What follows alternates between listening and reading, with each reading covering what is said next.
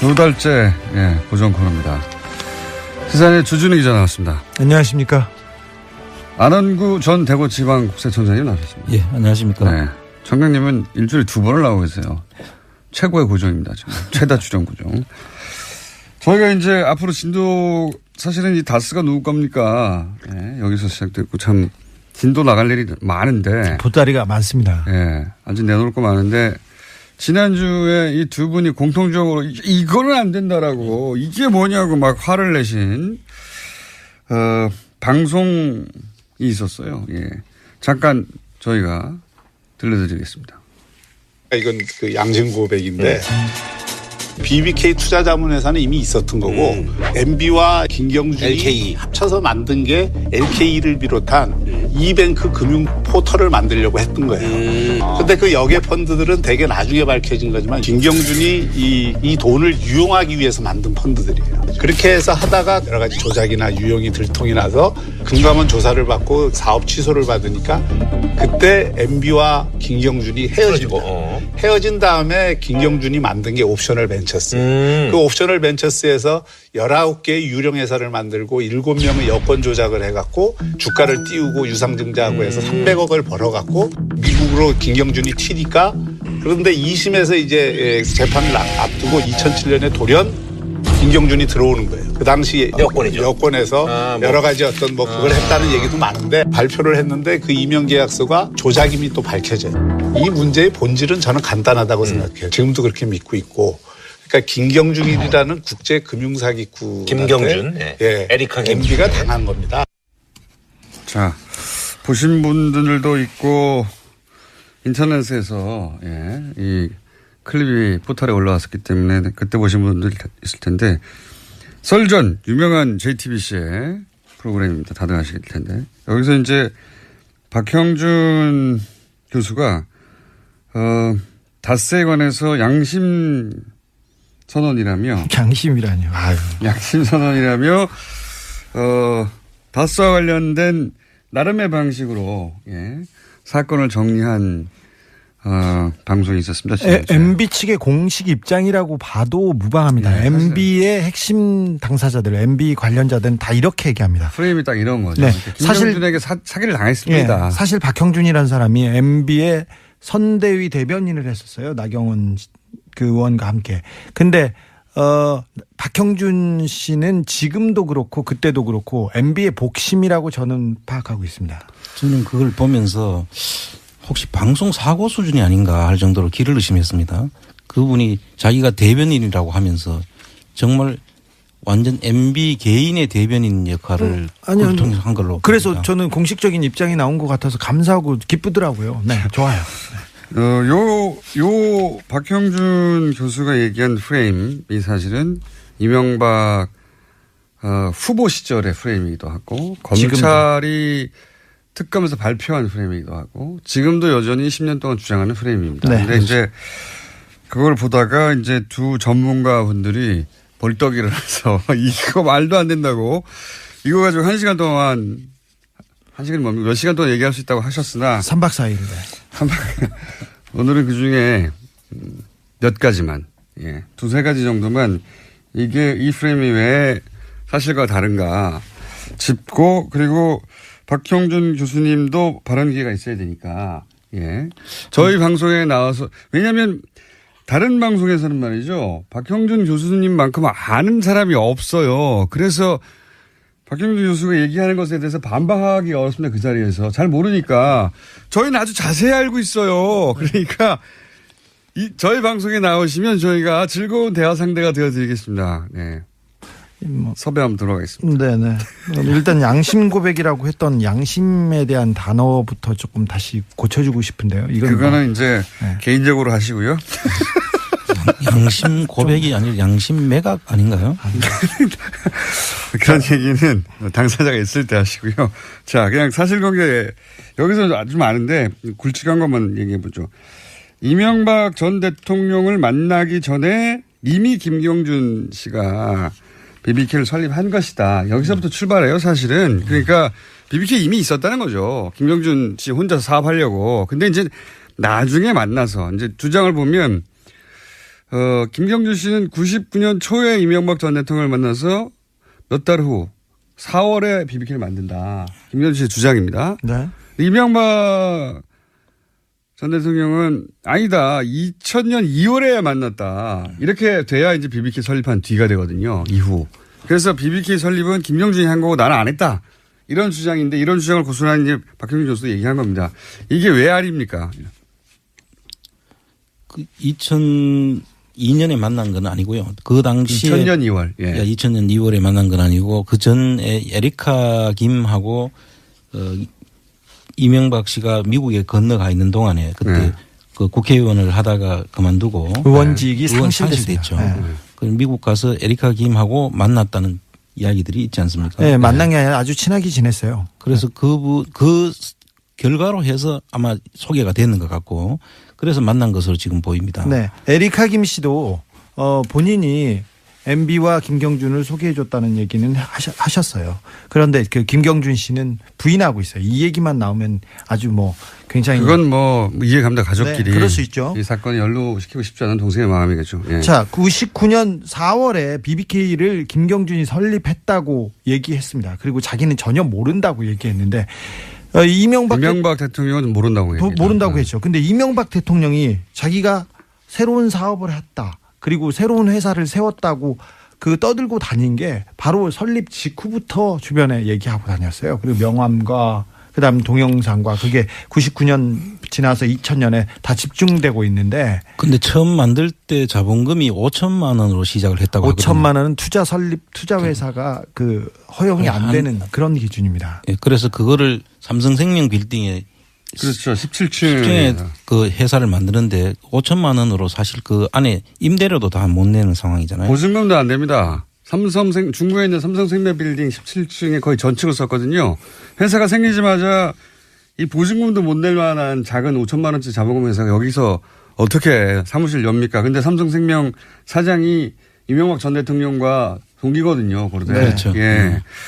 실제 그리고 삼성생명이 나중에 100억을 투자하죠. 그렇습니다. 예, 100억을 투자하고 이 얘기하니까 이제 사실은 투자자들 소위 BBK의 투자자들이 다 김경준 씨는 알 수가 없는 사람들이에요. 네. 그렇습니다. 아니, 이명박 대통령 친구 그리고 동료 그리고 교회에서도 투자를 했어요. 진짜 웃긴 게 그 장신대 쪽에서 4억인가에 몇 억 투자했잖아요. 네네. 네.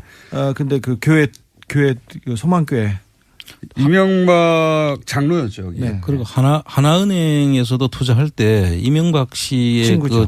그 회사이기 때문에 투자했다는 내부 문건이 있습니다. 그 안에. 네. 네. 그리고 나중에 그 BBK가 좀 잘못되자마자 BBK에 돈을 달라고 얘기하지 않고 김경준한테 돈 달라고 얘기하지 않고 다 이명박 대통령한테 돈 그렇죠. 달라고 하고 심택이. 고발하고 네.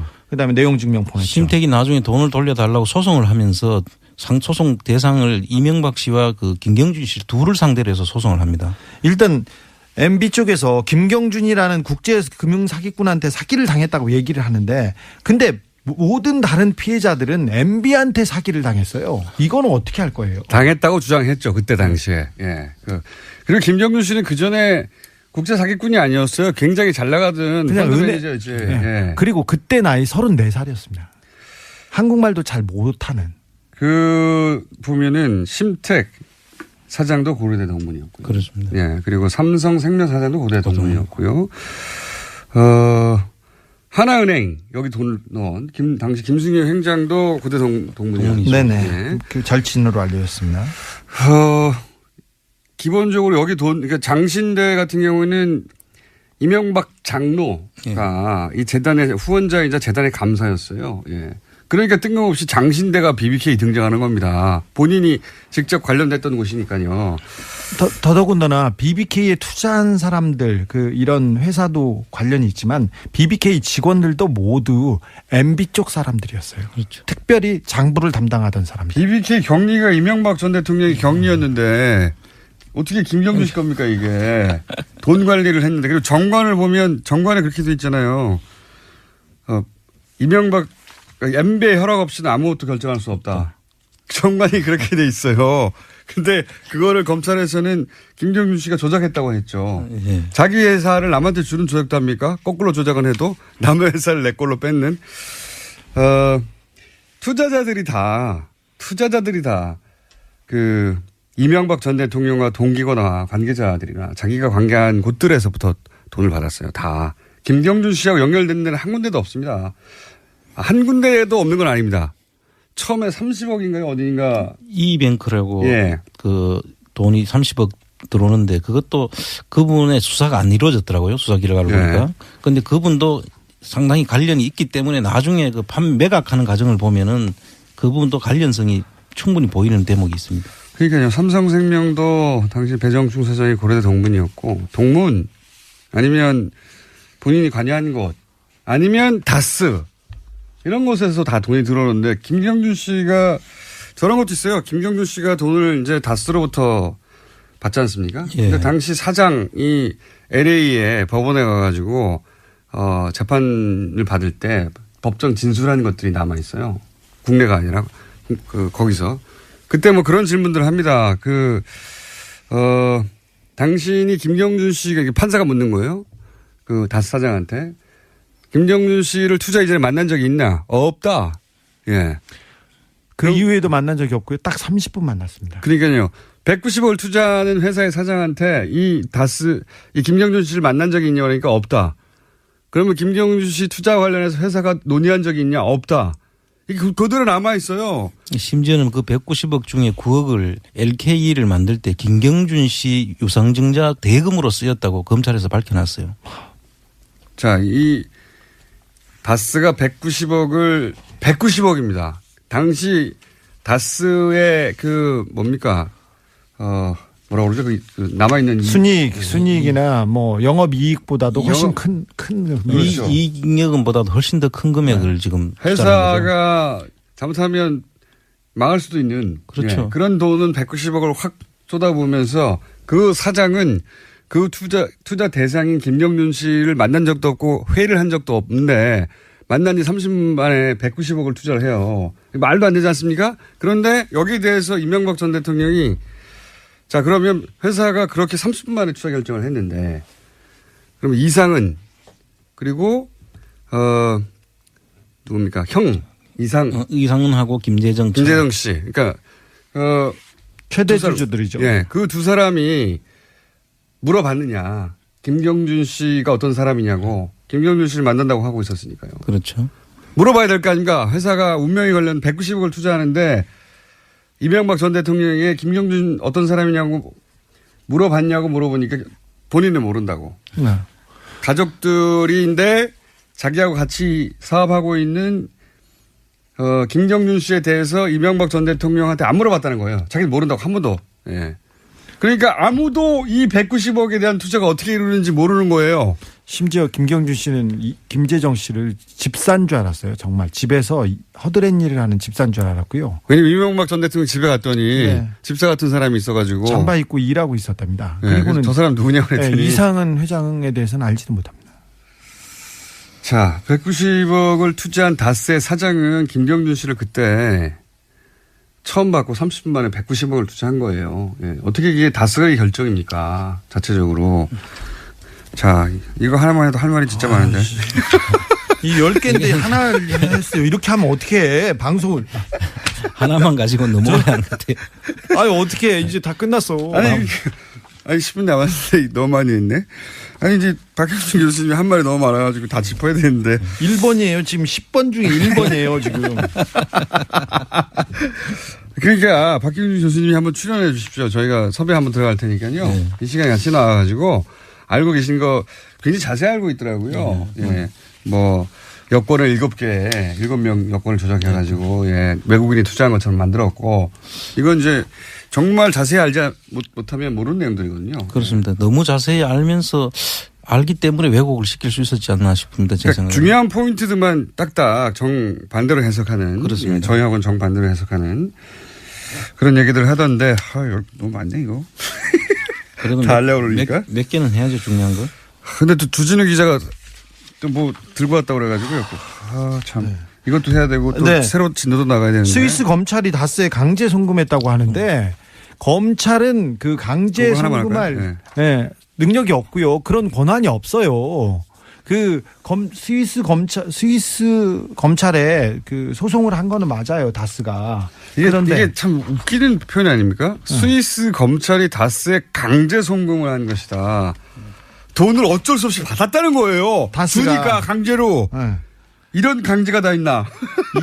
아니 저기 140억을 받아! 강제로 준 거지. 이게 말이 안 되는데. 아니, 김경준 쪽에서 보내려고 편지도 썼지 않습니까? 검찰에 에리카 김 누나가 언제 가니까 좀 잘 봐줘라 이렇게 하면서 어떻게 처리하겠다 이렇게 편지를 쓰고 김경준이 저기 다스로 송금한 건데 이걸 무슨 스위스 검찰이 강제로 송금을 다스에 했다는. 이명박 전 대통령을 피해자로 만들려고 하다 보니까 이런 이제 무리수의 표현들이 나오는데. 네. 그 또 한 가지는 꼭 짚어야 될 만한 게 그 여기서 이상은 씨가 이명박 씨 형이 창업주라고 이야기를 합니다. 아니죠. 사실 그 87년도에 이 회사 다스라는 회사를 만들 때는 대북이공이었습니다. 김재정 씨가 창업주거든요. 네, 최대 주주였고요. 서류상으로는. 예. 그 당시에 그 87년도에 그 7월 달에 6억을 처음에 넣고 설립을 했고 8월 달에 4억을 더 넣어서 10억을 가지고 김재정 씨 단독 회사였어요. 네. 그때는. 그러다가 26%를 이상은 씨한테 넘기고 후지기공 지분을 이상은 씨가 인수를 하면서 지금의 그 구조가 만들어진 겁니다. 이상은 씨는 그 전에 그 목장에서 소 키우던 분이세요. 그런데 그 다스를 그 김재정 씨가 창업을 했다고 하면 이 이야기가 스토리가 안 되거든요. 어떻게 되냐면 이상은 씨가 창업을 했고 그때 도움을 이명박 씨로부터 받았고 그 자녀에게 그 지금 이제 그 자녀에게 대를 이어서 이제 서로 도움을 준다라는 그 프레임을 만들기 위해서 이상은 씨를 창업주로 등장시킨 거죠. 지금 10개 의혹 중에 10개 박형준이 얘기한 10가지 그 잘못 중에 지금 하나 얘기하다가 지금 못하고 있어요. 이것도 얘기해 볼게요. 그러니까 그냥 어차피 진도 안 나가는 거. 아니야. 나 이번에 MB에 대한 그 특별한 기사를 제가 준비했습니다. 네. 네. 그럼 여기까지만 하고. 네. 심택 얘기 몇 번 나왔는데. 네. 심택 같은 경우에는 이제 그 심택 사장이 고려대 동문이로 알려져 있는데 50억을 잃게 될 처지가 되자 소송을 하죠. 근데 그때 팩스를 보냅니다. 뭐라고 보내냐면은 심택의 이제 전용호 회장이 그 팩스도 여전히 남아 있어요. 거기 보면은 이명박 그때 당시는 후보 이명박 그러니까 전 대통령이 후보가 아니죠 참. 이명박 전 대통령이 BBK 회장이라며 자신에게 직접 투자를 권유했다. 예. 네. 그런 내용이 팩스에 남아 있습니다.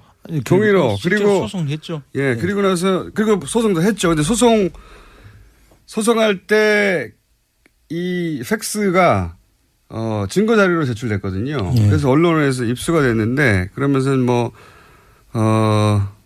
김용옥 여사가 그 심택 사장이죠. 예. 회장의 동생 전세호 사장 누나인 전영숙 씨에게 전화를 해서 우리 남편이 BBK 대주주니까 마음 놓고 투자해라 하고 식사 자리에서 내가 이명박 전 대통령이 내가 BBK 회장에게 나를 믿고 투자해라 이런 얘기 했다는 이야기를 심택의 사장과 회장이 합니다. 예. 심택뿐만 아니라 그런 얘기는 많이 했고 그런 증거는 하나은행도 그렇죠. 하나은행도 많이 남아 있습니다. 내부 문건에 보면은 MB가 BBK를 소유하고 있다는 얘기를 하고 이런 이야기는 너무 많아요. 너무 많은데 뚝 잘라가지고 BBK는 김경준이가 설립했을 뿐이고 이렇게 얘기를 시작하면 안 되는 거죠. 네, 속았다, 사기당했다 이렇게 얘기하는 중요 거예요. 포인트만 다 왜곡시켰더라고요. 네. 아니 그게 MB의 전략이었고요. 검찰이 만들어준 MB를 자유롭게 하는 전략이었습니다. 아, 10개 언제 하나? 뭐 다 못할 것 같은데 직접 부르는 게 나을 것 같아요. 예. 한 가지 하다가 말았습니다. 지금 한 가지 하다가 말았고 나머지 또 길게 이야기할 게 많습니다. 이게 말도 안 되는데 자 저희는 말도 안 된다고 생각하고 박형준 교수님은 정반대로 생각하니까 저희 방송에 나오시거나 저희 셋을 썰전에 불러주세요. 예, 말이 나올 때마다 다 반박할 테니까 모조리다. 자 그런데 주진우 기자가 이제 요것대로 두고요. 이어서 보따리에 점점 두꺼워지고 있어요. 아니 이건 보따리 다른 보따리예요. 아 다른 보따리. 지난번에 2번 보따리구나. 2번 다스의 이제 장부들과 그리고 네. 비자금 회사들의 그 내역서를 가지고 있는데 이거는 다른 기자들의 많은 참전 부탁드립니다. 네. 또 다른 보따리, 이번 보따리 들고 왔는데 네. 오늘 할 이야기는 사실 비자금들 대부분 해외에 있다 이렇게 추정되지 않습니까? 그러니까 해외에 사실은 사법기관들이 도와줘야 되거든요. 그렇습니다. 도와주거나 이 사안에 관심을 가져야 찾을 수 있지 해외 계좌를 우리가 막 열어올 수가 없잖아요. 그 나라 국가의 사법기관들이 움직여줘야 되는데 그거 관련해서 취재가 좀 있습니다. 해외 사법기관들이 비자금에 대해서 관심을 가지고 수사에 착수했다 하는 첩보를 주진우 기자가 좀 가지고 왔어요. 예. 잠깐만 소개해 주십시오. 네. 최근에 외신에서 이명박 대통령의 구속 가능성에 대해서 기사가 나오기 시작했습니다. 더불어서 미국 수사기관에서도 이명박 대통령의 수상한 돈 흐름을 포착해서 수사에 나선 것으로 확인되었습니다. 다 조심스럽네. 네. 말을 더듬고. 제가 미국 가서 워싱턴에서 만난 미국 법무부 고위 관계자를 만났는데 이런 얘기입니다. 미국 엘라베마에 있는 다스 현지법인에서 거액의 돈 움직임이 포착되었다. 이거는 미국 네. 사법기관의 이야기입니다. 네. 싱가포르의 한 계좌를 거쳐 중국으로 넘어가는 수상한 돈 거래가 있는데 이것도 저희들이 공식적으로 들여보고 있다. 이렇게 얘기했습니다. 이분은 공식적인 조사, 정식 수사라고 했습니다. 관계기관, 그러니까 국세청, 그다음에 법무부, FBI를 포함한 합동수사팀 회의라는 이런 얘기도 하셨어요. 요거 처음 나가는 뉴스인데. 그렇습니다. 예, 처음 나가는 뉴스인데 이런 겁니다. 다스 얘기가 국내에서 많죠. 다스 누구 겁니까? 근데 이제 미국 어떻게 들었는지 모르겠는데 다스 누구 겁니까를 거기서 들었어요. 사법기관이. 다스는 영어로도 다스예요. 다스 누구 겁니까를 거기서도 들었고 그것이 전직 대통령과 관련이 있고 그 자회사가 미국에 있다는 걸 알고 미국의 사법당국도 요 사안에서 들여다보기 시작했다. 처음으로 전하는 소식입니다. 저희가. 네. 사법당국이 들여다보기 시작했다. 큰일 났다. 아이고 신난다. 그런 뉴스를 전해드리고요. 얘기를 하나만 더 하자면 지난 6월에 이분 이제 미국 고위 관료의 멘트입니다. 지난 6월에 싱가포르 DBS 은행은 우리가 MB의 저수지가 있을 것으로 저하고 주준희 씨가 6년 전에 방문했던 곳입니다. 네. 예. DBS 은행에서 중국 HSBC 은행으로 넘어간 2천만 달러가 다스와 연관된 것으로 보고 있고 이 싱가포르 계좌에는 포스코, 효성 등 한국의 대기업도 연관이 돼 있는 것으로 알다. 이렇게.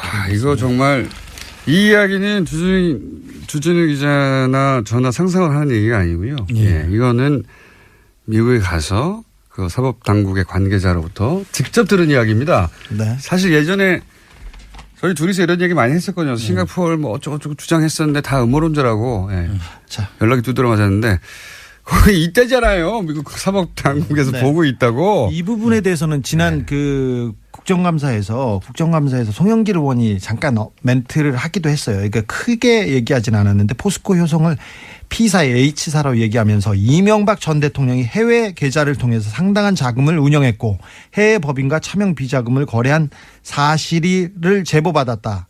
이에 대해서 얘기해달라고 송영길 의원도 얘기했는데 이게 궤를 같이 합니다. 자, 하나만 더 한 발짝 1분밖에 안 남았어요. 더 들어가면 미국 수사기관이 MB의 계좌를 들춰보는 과정에서 수상한 계좌를 하나 발견하고 그걸 공개합니다. 공개했다기보다는 입수한 거죠. 네, 일부를. 제가 입수했습니다. 네. 입수했는데 공개를 어디서 했어요? 여기 밖에 안 하는데. 이 계좌에 이 계좌는 이명박 대통령의 돈 거래와 관련된 계좌입니다. 계좌를 공개했는데 공개한 게 아니라 입수했다니까. 계좌의 명의는 홍석현 중앙일보. 여기서 좀 충격입니다. 예. 중앙일보 저도 JTBC 이야기 듣고 좀 충격받았는데. 예. 전 회장입니다. 그리고 홍콩 메릴린치 은행의 계좌번호 1370 거기까지만 하고. 땡땡땡땡. 그러니까 그리고 이게 뭐냐면 1373 땡땡땡땡. 미국 사법당국이 국내에서 다스 얘기가 나오니까 미국에 있는 계좌를 들여다보고 의심 계좌를 찾다 보니 홍석현 회장의 이름이 중간에 나왔다. 여기까지 하겠습니다. 우리나라 검찰의 분발이 기대됩니다. 주진우 아는 거. 두 분이었습니다. 말도 많고 탈도 많은 코너. 네. 그러나 절대 없어지지 않는 코너. 더불어민주당 안민석 의원 나오셨습니다. 네, 오산 비행장이 오산했다고 생각하면 오산입니다. 오산 출신 내리사선 안민석 의원입니다. 자유한국당의 김성태 의원 나오셨습니다. 안녕하십니까? 예, 안녕하세요. 김성태 의원입니다. 이번 국정감사에서 네이버는 우리 국민들에게 핫 이슈로 이렇게 떠올랐습니다. 갑자기 네이버를 또. 제가 이 이야기는 네. 이제 안민석 의원이 이 방송을 통해서 늘 뭐 엄청난 이슈를 이렇게 던지는 경우가 많았는데 네. 제가 하나 알려드리려고 하고 있습니다. 어떤 걸 알려주세요? 기대가 되는데요.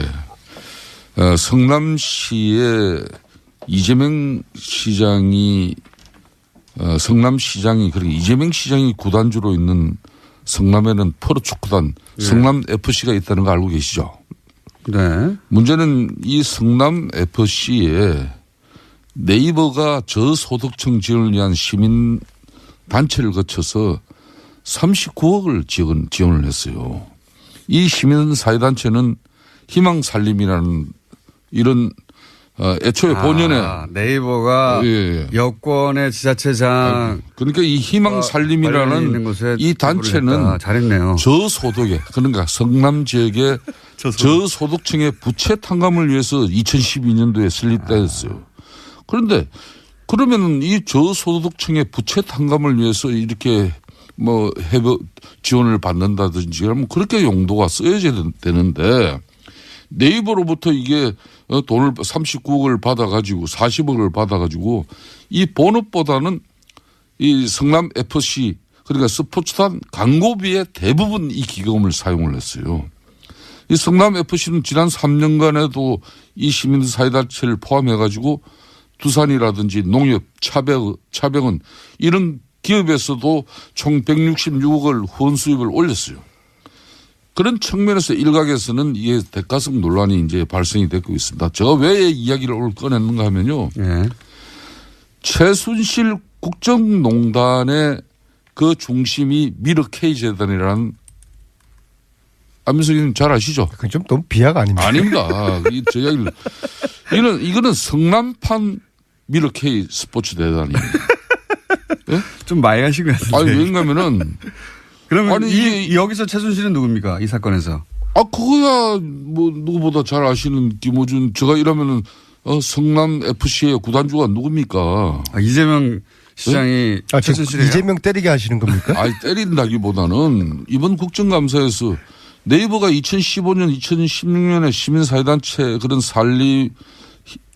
시민사회단체인 희망살림에 법인 회비 명목으로 지원한 40억 중에 이거 진짜 서민들 영시한 그 사람들의 빚 탕감 운동을 하는 사업비를 이 사업비 명목으로 40억 중에서 네이버가 40억을 줬는데 그 중에서 39억을 이 프로축구 성남 FC 그거는 유니폼 알겠습니다. 로고 근데 왜 난데없이 저 말씀을 하시죠? 이런 엄청난 이 상황이 벌어졌는데도 불구하고 왜 민주당에서는 이와 관련한 제대로 된 진상규명과 그러니까 여기 입장이 나오지 않고 있습니까? 이재명 시장이 최순실이다 이거 아닙니까? 한마디로 하면.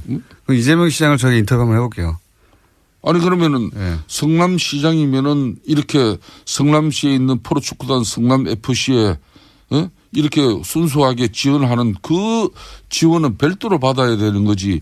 왜 희망살림이라는 이런 시민단체, 이 시민단체는 저소득층의 가계부채 탕감을 위해서 설립된 그런 본연의 임무가 있는데 돈은 일로 받아가지고 알겠습니다. 왜 불러주냐 말이에요. 이건 대단히 잘못된 이런 한마디로 일이 있는 것도 안민석 의원께서도 맨날 뭐 자유한국당 뭐 그리고 이명박 다스 뭐 이렇게 하고 뭐 이런 것만 하지 마시고 자체 내부도 좀 뒤다보세요 좀. 저는 이번 국정감사를 정점으로 정치인의 사명과 임무는 국민들을 잘 먹고 잘 살게 하기 위한 것이다. 그래서 정책과 비전 위주의 의정 활동으로 확 180도 전환을 했습니다. 저는 저런 이야기에 별 관심도 없어요. 더 이상. 네. 예. 이제는 뭐 최순실 자금 찾는 것도 안 하시는 겁니까?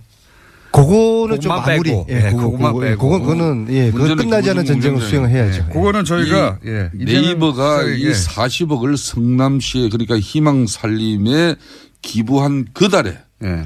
네이버가 제2 사옥이 필요했어요. 근데 그 제2 사옥의 허가가 공교롭게 그달 납니다. 무슨 얘기인지 알겠습니다. 예. 이 부분은 김성태 의원님이 뭐 문제 삼고 싶으신 부분은 네이버에서 성남시 쪽에다가 지원을 하고 성남시 쪽에서는 제2사옥에 대해서 허락을 하였다. 이런 얘기죠. 왜? 뭐 특혜 준 게 있어요? 의혹이죠. 의혹. 특혜 준 게 있어요? 아니 그 공교롭게 그렇게 맞아 떨어져요.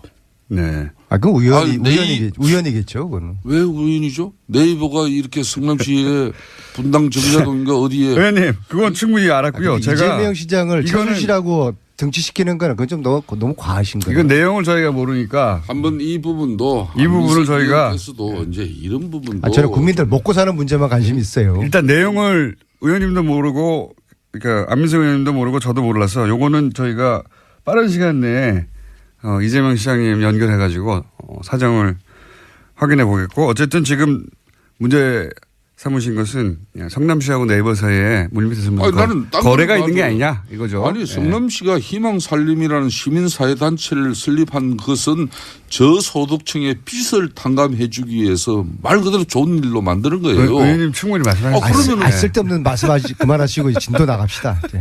아니 의혹을 제기하셨기 때문에 그 부분에 대해서는 아는 사람이 답을 해요. 저희는 알지를 못하기 때문에 내용을. 저는 의혹도요. 제가 저런 건 좀 과거에 최순실 추적을 많이 했지 않습니까?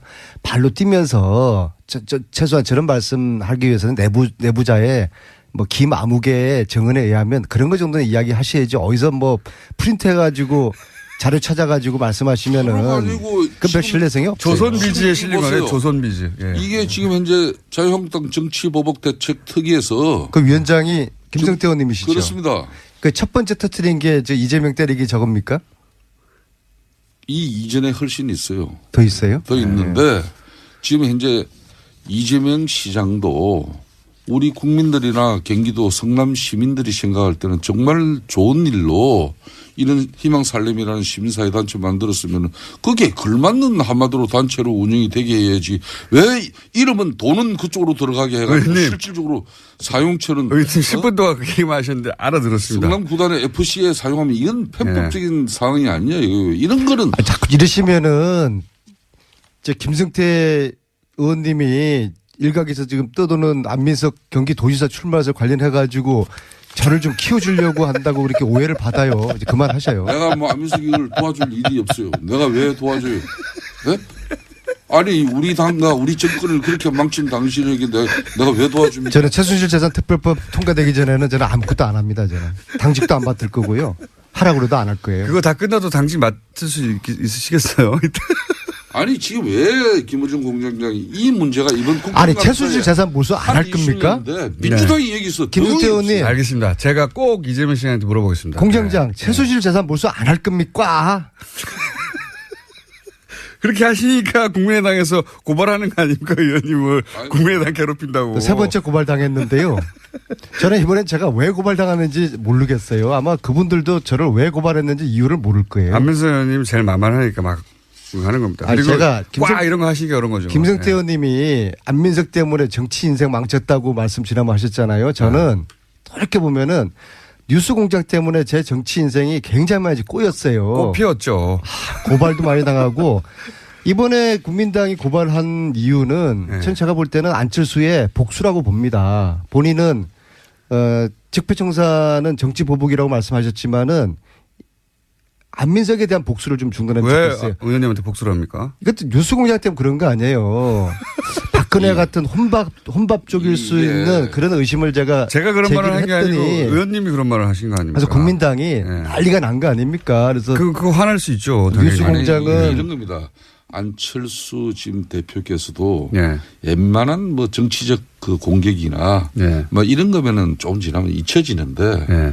이런 사람 자신의 이미지에 관한 부분이에요. 안철수 그러면 혼밥하는 사람으로 알고 있고. 네?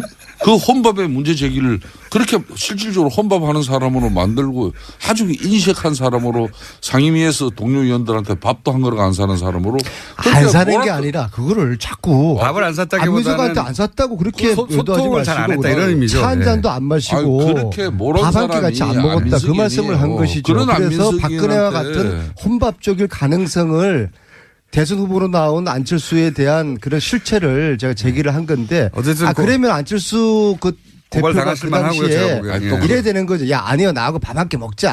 아유 뭐 그런 가지고 그러냐 이렇게 하는 게 정상인데 그걸 갖다가 방심위에 제소를 한 했잖아요. 번도 그래서 고발당하시겠네요. 뉴스공장이 김호준 공장장이 징계 먹었잖아요. 그러니까 처음 안철수 제가 한 말은 아니에요. 안철수 대표는 뉴스공장이 지난 징계를 2월 달에 먹었잖아요. 혼밥 문제를 갖다 안민석 의원이 제기하고 그 이후에 안철수 후보가 최순실 사태에 또 침묵했다는까지 그것도 이제 고발당했죠. 그 고소당해서 공개를 그게 했어요. 이제 응? 그건 무혐의 나오잖아요. 무혐의 났잖아요. 수원지검의 그러니까 판결문이 뭐냐면은 예. 안민석 의원의 주장은 아주 객관적이고 과학적인 데이터 분석에 의해 가지고 과학적이란 말까지는 안 했죠. 과학적이라는 게 있습니다. 있어요, 진짜로? 사이언티픽. 그래서 그게 아니, 이제 안철수 대표한테는 속기록을 검색해보고 한 말이다 이런 말이죠. 예. 그러니까 지금 안민석 화가 난 거예요. 그래서 안철수 저한테 의원은 화는 날만 하죠. 예. 무차별 정치 복수를 지금 하는 겁니다. 그러니까 안철수 의원이 지금 어떤 힘들어 죽겠어요. 상황이면요. 그 당시에 혼밥 뭐 그런 문제를 가지고 이렇게 살짝 던져놓은 돌 하나가 결과적으로 국민의당의 대선 플랜을 꼬이게 만드는 그런 파장을 일으켰어요. 그랬습니까? 결과는 또 지금 당내 분란에 항상 이게 소재로 또 등장합니다. 그러니까 어찌 보면은 더 큰 파장을 만드는 게 옛날 얘기 아닌가. 그만하시고 이제 최순실도 그렇고 김관진 남재준 안철수도 그렇고 내가 이 말씀합니다. 내가 누누이 말하지 않습니까? 안민석 의원 말에 휘둘리면은 정치 인생이 꼬이고 안민석 의원한테 놀아나면 패가 망친다. 저는 이제 국민 초병으로서 편한 얘기 좀 하세요, 국민 두 분 여러분 다. 이렇습니다라고 말씀하시는 거고요. 김관진 이번에도 공장 요 이야기 왜 내가 고발당한지 국민들한테 알지 고발당했어. 그래서 왜 본인이 뭔가 잘못했으니까 윤석열과 안철수가 고발당한 저렇게 거지. 싸우는지를 말씀드려야 되는 거 아니겠어요? 제가 그랬어요. 제가 제출한 최순실재산 몰수법 여기에 이게 최순실의 저주입니다. 이 몰수법에 국민당 의원들이 반 뺏겨 서명하지 않았다. 그래서 소극적이다라고 이야기를 하니까 작년 연말에 국민당은 당론 발의했는데 안민석 의원이 허위 사실을 방송에서 이야기했다 그랬던 거 아닙니까? 의원님 그래서 제가 억울한 거 알겠고요. 사과를 예. 했어요. 그럼 법정에서 해결하시고요. 국민당이 발의만 해놓고 아무것도 안 해서 나는 몰랐다. 아마 안민석 의원이- 공장장도 몰랐을 거예요. 그래서 내가 사과를 했어요. 페북에. 그런데 그 다음날 저를 검찰에 고발을 하더라고요. 자, 축하드리고요. 안민석 자, 예? 네이버가 그러니까 유성엽 의원이 야 이거 너무 옹졸하고 치사한 거 아니냐. 초딩같이 왜 이러냐. 좀 이야기합시다. 그래서 그랬더니 유성엽 안철수하고 지금 전쟁이 벌어지고 있는 겁니다. 말씀하세요. 안민석 의원님. 고발 당해보세요. 왜? 심정이 어떤지. 네이버 왜 네이버가 성남시 분당구 정자동에 처음부터 사실이고 싶으면 제2 어떡합니까, 그거? 사옥을 이렇게 짓고자 했는데 그런 측면에서 왜 희망살림이라는 그런 알겠습니다. 시민단체를 통해서 알겠습니다. 네이버가 40억을 쏘아줄까요? 똑같은 걸 또 읽으시면 어떻게 합니까? 세 번째. 그런 거 진실도 좀 밝혀보세요. 알겠습니다. 제가 꼭 이재명 이야기는 이제 그만하시고. 아니 안철수 대표님 얘기는 이재명 그만하시고요. 시장하고 동업자입니까? 좋아하죠. 이제 그만들 훌륭하죠 하시고요. 이재명 시장. 그럼 자신들이 이런 문제 있는 거는 말 안 하고. 제가 물어보고 이제 다음 주에 말씀드릴게요. 진도를 좀 나가주면 예, 두 분이 충분히 하셨어요. 자, 안철수 복수 긴장하십시오. 그만하시고 이제 김관진 전 국방장관 예, 일단 그부터 해야 되겠군요. 어쨌든 한미 정상회담이 있었지 않습니까? 한마디씩 총평 좀 해주시면요. 저는 이번에 트럼프 대통령 방안에 따라 가지고 특히 어제는 국회 연설이 있었습니다. 네. 그동안 트럼프 대통령이 입만 열면은 논란이 되지 않았습니까? 그래서 이번 국회 연설을 앞두고도 상당히 염려를 하는 의원들이 많았어요.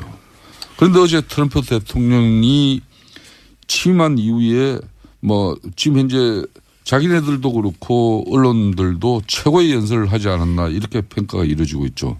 우선 메시지 자체가 그 어느 때보다도 정제되면서 힘이 있었습니다. 그러니까 막말이 전혀 여기는 섞이지 않았다는 것이죠. 특히 한국에 대한 애정, 그러니까 한국의 성장, 발전, 그리고 심지어 미국을 석권하고 있는 그런 여성 프로 골퍼들에 대한 칭찬에서부터 또 한국 작가들이 연간 4만 권에 이르는 책을 저술을 하고 있다는 그런 측면에 참 그런 이야기를 이렇게 곁들이면서 하는 걸 보고 많이 준비했구나. 반면에 북한에게는 한국이 이렇게 이룩한 기적에 빗대서 강력한 경고를 한 방 날렸습니다.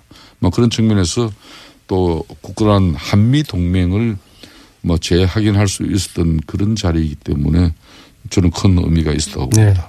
제가 지난 6월에 공군 1호기 대통령 전용기를 타고 특별 수행원으로 미국 갔을 때만 하더라도 트럼프와 문재인 사이에는 묘한 의구심과 불신이 흘렀어요. 트럼프 쪽에서는 문재인 대통령을 향해서 혹시 공산주의자 아닌가, 커뮤니스트 아닌가라는 의심을 가지고 있었고, 공산주의까지 생각했지만 실제 그렇습니다. 그다음에 문재인 대통령 쪽에서는 트럼프 너무 통제가 안 되고 이 예측이 불가능하다 그랬는데 몇 달 사이에 이번 특히 방미를 통해서 방문을 통해서 두 정상의 이 신뢰가 굉장히 많이 돈독해졌다는 걸 느낄 수 있었고요. 만찬에는 초대 못 받으셨죠? 자, 두 번째요.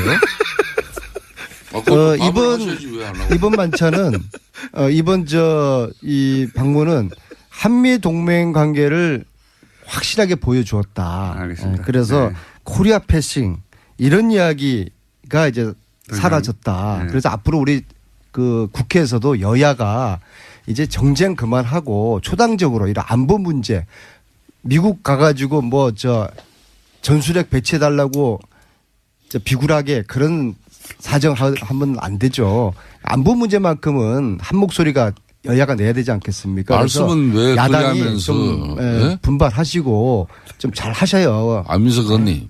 네. 참 여기서는 말이야 안보 문제만큼은 그렇게 초당적으로 협력하자고요. 제1당의 당대표의 방미 활동에 대해서 비열하게 이렇게 표현을 한다는 게 어떻게 그러니까 이 교통방송이 맨날 방송윤리심의위원회에서 제소가 당하는 거예요. 언제까지 안민석 의원은 맨날 고발이나 당하고 본인만 고발 당하면 되는데 이 방송까지도 고발이 당한단 말입니다.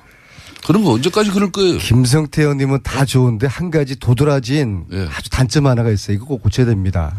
저만 보면은 목소리가 이렇게 높아집니까? 아니 나는 목소리도 높아질 일도 없고 앞으로 이제 그러면 굳건한 한미동맹은 민주당이 목소리 높였어요. 저희들은 목소리 죽일게요. 미국에 갈 일도 없지 그러면은. 그렇게 하시겠습니까? 네. 네. 초당적으로 협력하죠. 예. 김성태 안민서부터 안보 문제만큼은 그렇죠. 서로 협력하죠. 사드 유지하고. 네. 예? 지금 두 분이 당을 사드하고는 전혀 또 별개 말씀인데 왜 또 사드 유지하면서 북한의 핵미사일 제거하기까지는 사드가 필요 없는 제재 대한민국을 압박해야죠. 사드가 필요 없는 한반도를 만들어야죠.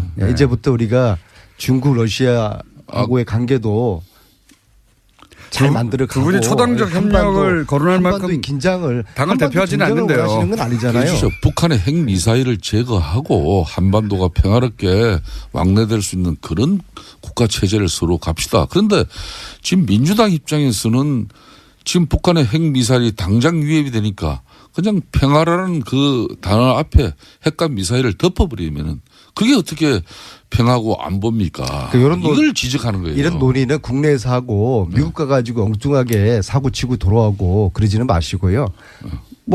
의견은 다를 수가 있잖아요. 국내에서 이야기하고 그다음에 좋은 의견 도출해가지고 안보 외교만큼은 우리 초당적으로 협력하자고요. 지금 그리고 한반도 전쟁을 원하는 건 않잖아요. 지금도 안민석 의원님 북한의 핵 잠수함이 그리고 핵 항공모함이 세 척이 나와서 북한의 핵과 미사일을 제거하고 제재하는 압박의 수단으로 지금 동원되고 있습니다. 그렇기 때문에 여기에 우리도 특히 문재인 정권이 어떤 경우도 북한의 핵과 미사일이 그리고 핵이 폐기되기 전까지는 개성공단을 그 이전에 가동한다든지 금강산 관광을 또 미리 시작한다든지 그러니까 자한당은 무조건 이런 일은 북한을 없도록 하세요. 비틀고 조르고 압박하자고 하는데 물론 그 필요합니다. 또 한편으로는 대화를 끊임없이 해야죠. 투체력으로 가야 되는 거죠. 북한하고. 이건 어떻습니까? 김관진 전 국방장관이 사이버사 증언이 이명박 대통령 지시였다고 했는데 이렇게 되면 이명박 대통령도 책임을 피할 수 없게 된 거 아닙니까? 간단하게 이명박 MB가 무상급식 먹을 날이 머지 않았죠. 저는 크리스마스를 넘기지 않을 거라고 보고요. 특히 저는 이제 제가 그냥 추측에 정윤회가 유일하게 형님이라고 불렀던 김관진 국정농단 과정에서 어떤 역할을 했을까? 끊임없이 제기되는 뿐만 아니라 박근혜 정권에서도 역할을 했을 것이다. 최순실이가 어떤 무기와의 무기 거래 이런 이야기들이 저는 김관진의 커넥션 이 부분을 검찰이 이 부분을 최순실 김관진 무기 거래 이 부분을 검찰이 저는 김관진을 구속시켜야 된다 봅니다. 안민석 구속시켜서 영장은 청구됐습니다 이미. 제가 이참에 한 말씀 드리겠습니다. 그런데 판사들을 믿을 수 없다기는 좀 그렇지만요. 고발당하신 입장에서 그런 말 하시면 안 되고요. 아니, 그리고 말이에요. 법정에 쓰실 텐데. 지난번에 이영훈 부장판사 있지 않습니까? 이재용의 그 주심판사를 맡아서 그것도 역시 제가 뉴스공장에서 그 사실을 이영훈 판사의 장인이 최순실의 후견인이다. 그래서 하루 만에 판사가 바뀌지 않습니까? 그런데 그 판사가 지금 누구를 지금 안민석 의원님. 주심 판사입니다. 누구의 주심 판사냐면요. 우병우입니다. 우병우. 저는 이게 이해할 수가 없어요. 한 말씀 드리겠습니다. 조금 전에 이제 전직 대통령 이명박 대통령을 이제 국가가 주는 밥을 드실 때 다 됐다 이제 이런 얘기를 하셨는데. 제가 그냥 무상급식이라고 표현했습니다. 저는 그래요. 차라리 그러면은 이명박 전 대통령에 대해서 이 댓글과 관련해 가지고 정확하게 이 정권이 당신을 갖다 구속시키겠다. 만천하에 선언하세요. 제가 왜 그런가 하면은 어제도 정말 저희들이 볼 때는 억울하고 정말 가슴 아픈 그 죽음이 어제 발인이 이루어졌어요. 그러니까 변창훈 검사입니다. 또 지난 30일에는 정모 변호사로만 알려진 국정원의 변호사. 오직하면 우리 사회가 그분의 조남자도 이렇게 알 수 없는 그런 정모 변호사의 그 안타깝고 억울한 죽음. 제가 파악을 했어요. 그분의 성함이 망인의 성함이 정치호입니다. 정치호 변호사의 그 또 안타까운 죽음에 대해서 그 죽음이 왜 이루어졌겠습니까? 아니 고인들의 죽음은 안타깝지만요. 국정원 댓글 수사로 인해서 국정원 원장을 구속시켰으면 국정원 원장이 그걸 책임지는 것이지 또 더 나아가서 MB에 대해서 그 최종 종착역이 목적은 무상급식을 무료로 드리는 그 이유라면은 그렇게 바로 가서 왜 주변에 이 참 힘없고 이 정말 시켜서 할 수밖에 없었던 그 상황의 공직자들을 죽음으로 내보는 국정농단에 부역했던 살인정치, 보복정치 국정농단에 부역했던 검사나 변호사 관련자들은 자살할 게 아니라 자백을 해야 되는 것이죠. 이 변창훈 검사 사망 사건은 문재인 독재가 홍위병을 앞세운 대통령 정치와 이 친문 독재를 넘어서 살인 독재로까지 치닫고 있는 이런 엄청난 사건이에요. 그렇기 때문에 저는 지금 이 순간부터 6개월 동안 이 정치 보복, 오로지 보복을 위한 정권으로 이렇게 국민들이 각인할 정도의 아니 국민들이 국정운영 국민들의 70, 80%라고 원하는 적폐청산 했다고 해서 독재라고 이게 독재입니까? 아니 적폐청산이라는 국민들이 원하는 걸 하면 독재. 아 좋아요. 적폐청산이라는 이름만 그렇게 내걸고 그 내용은 사실상 보복이고 또 정치 사찰이고 그러면 안 되잖아요. 저도 MB의 구속을 원하시는 거예요? 저는 MB의 구속을 원하는 차라리 MB로 가라 이거예요. 왜? 국민의당 유성엽 의원 나오셨습니다. 안녕하십니까? 안녕하세요. 예. 전화로 하려고 했는데 직접 나오셔가지고 예. 매우 감사합니다. 사실 뭐 당사자를 좀 보고 이야기를 해야 되는데 네. 좀 이렇게 또 당내 또 뭐 제 우물에 침뱉기 격이 돼서 좀 거북살스러웠습니다만 또 이마저도 이렇게 보고 말씀을 나눠야 좀 정확할 것 같아서 그렇습니다. 예. 나왔습니다. 예. 이게 이제 애초에 시작이 어떻게 된 겁니까? 이게 사실은 저도 우리 그 내부망이죠. 우리 그 거기에 가입되어 있는 거기에다가 이제 어제 정읍에서 서울로 올라오면서 국민의당 의원들만 보는 내부 게시판 같은 거기 거. 위원장들까지 또 포함돼서 보는 방인데 예. 그것이 왜 외부로 이렇게 유출돼 가지고 그 오늘 아침에 제가 여기를 또 불려 나와야 되고 하는지 참 뭐 어떤 내용을 올리셨어요? 쉽게 말하면은 그동안에 그 당 일련의 운영하는 과정이 대단히 그 미숙하고 부족했다. 네. 안철수 특히 대표가 미수가 부족했다는 겁니다. 그렇습니다. 특정해서? 특히 그 독일에 가서 한 발언 같은 경우는 아주 잘못된 발언 아니냐. 이제 이런 것을 지적해서 안철수 대표가 좀 보다 더 좀 제대로 좀 상황을 인식하고 해서 좀 분발했으면 쓰겠다 해서 물론 뭐 중대한 결단을 내렸으면 좋겠다라고 했지만은 뭐 중대한 결단이라는 것이 통상적으로 받아들이는 뭐 그런 의미로 안정돼서 했던 것은 아닌데 거기에 좀 발끈하셨던 것 같습니다. 보니까. 다시 한번 말씀해 주십시오. 어떻게 했으면 쓰겠다고요?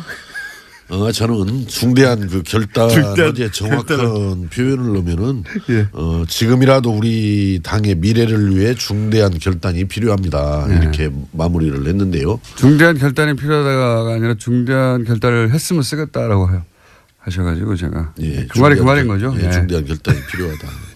여기서 중대한 결단이라는 건 사퇴하라는 얘기 아닙니까? 저는 뭐 그 사퇴까지 염두에 두고 그런 말한 건 아니고 그건 진도가 좀 너무 많이 나간 이야기고. 그러면 그거 왜 중대한 결단은 뭡니까? 왜냐하면 지금까지 그 당에 이를테면은 이제 독일에서의 그 복수 발언. 적폐 청산이 복수라는 이런 표현. 이제 이런 표현이 이제 최종적으로 이제 조금의 문제였지만은 그 전에 뭐 지역위원장을 당헌이나 당규에 근거도 없이 일괄 사퇴하라든지 또 뭐 되지도 않을 바른정당과 통합 가지고 당의 분란을 일으켰잖아요. 지금 분열될 것이 뻔히 예상되는 가운데 실제 어제 그제 분열이 되지 않았습니까? 9명이 나갔는데 또 뭐 최근에 와서는 각 시도당의 사무처장을 중앙당에서 다 내려보내겠다. 또 뭐 이게 또 원칙도 없어요. 어디는 뭐 당무사무처장 어디는 뭐 정무사무처장으로 전북은 그렇게 하겠다라고 하는데 어디는 뭐 그냥 그대로 사무처장만 또 교체하는 이런 결과고. 그래서 이런저런 걸 보면은 좀 당이 너무 소통 없이 일방적으로 지금 운영되고 있는 것이 아니냐. 운영 방식이 문제가 많다. 거기에 대해서 좀 제대로 인식을 하고 좀 바로잡고 나가라 이런 의미죠. 바로잡고 나가라. 큰 결단은 그런 의미입니까? 그렇습니다. 그동안에 그 문제에 대해서 아마 본인은 이것이 뭘 잘못했는지를 잘 모르는 것 같아서 그걸 제대로 좀 인식을 하고 분명하게 바로잡자 이 의미가 이제 중대한 결단을 하라는 제 뜻이었습니다. 당초의 뜻이. 그 중대한 결단 단어가 이제 당대표직을 내려놓으라고 이해가 된 것 같은데. 그렇게 이해할 수밖에 없었을 거라고 저도 보는 것이 이제 보도된 그 쓰신 글을 보면 당대표 출마하는 것도 비정상이고 비정상으로 출마했는데 당선된 것도 당의 비정상이다.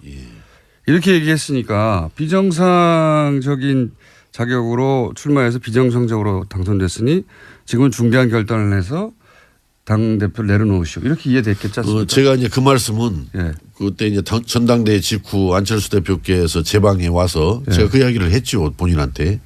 출마한 것도 비정상이었고. 그때 이게 사석에서 나눈 얘기입니까? 이거? 그렇습니다. 비정상적인 출마를 통해서 당선된 것도 이 당이 비정상적이라는 거다. 그러니까 이 비정상적인 당을 정말 제대로 바로잡으려면은 엄청나게 어려운 일이다. 그렇기 때문에 정말 좀 잘해 주었으면 쓰겠다. 이제 이런 뜻으로 이야기를 드렸던 겁니다. 그때는 그렇게 말씀하신 거예요? 그럼요. 사석에서 했던 얘기를 연장선상에서 이제 이런 얘기를 하신 거네요, 말하자면. 그때 이제 전당대회 직후에 이제 제 방에 왔을 때 이제 그런 이야기를 제가 했는데 지금 비정상적인 상황이니 잘해달라라는 잘해달라. 이거 굉장히 어려운 일이다. 중요한 과제다. 뒷부분이 있군요. 그래서 여기서 중대한 결단이라는 것은 거기에 대한 인식을 다시 해달라는 이야기예요. 근데 지금 상황에서 안 대표가 지지율도 당 지지율이 올라가지도 않고 그런 상황에서 이제 이런 말을 하니까 당대표 그만두라는 얘기로 이해가 되는 거는 좀 자연스러운 것 같습니다.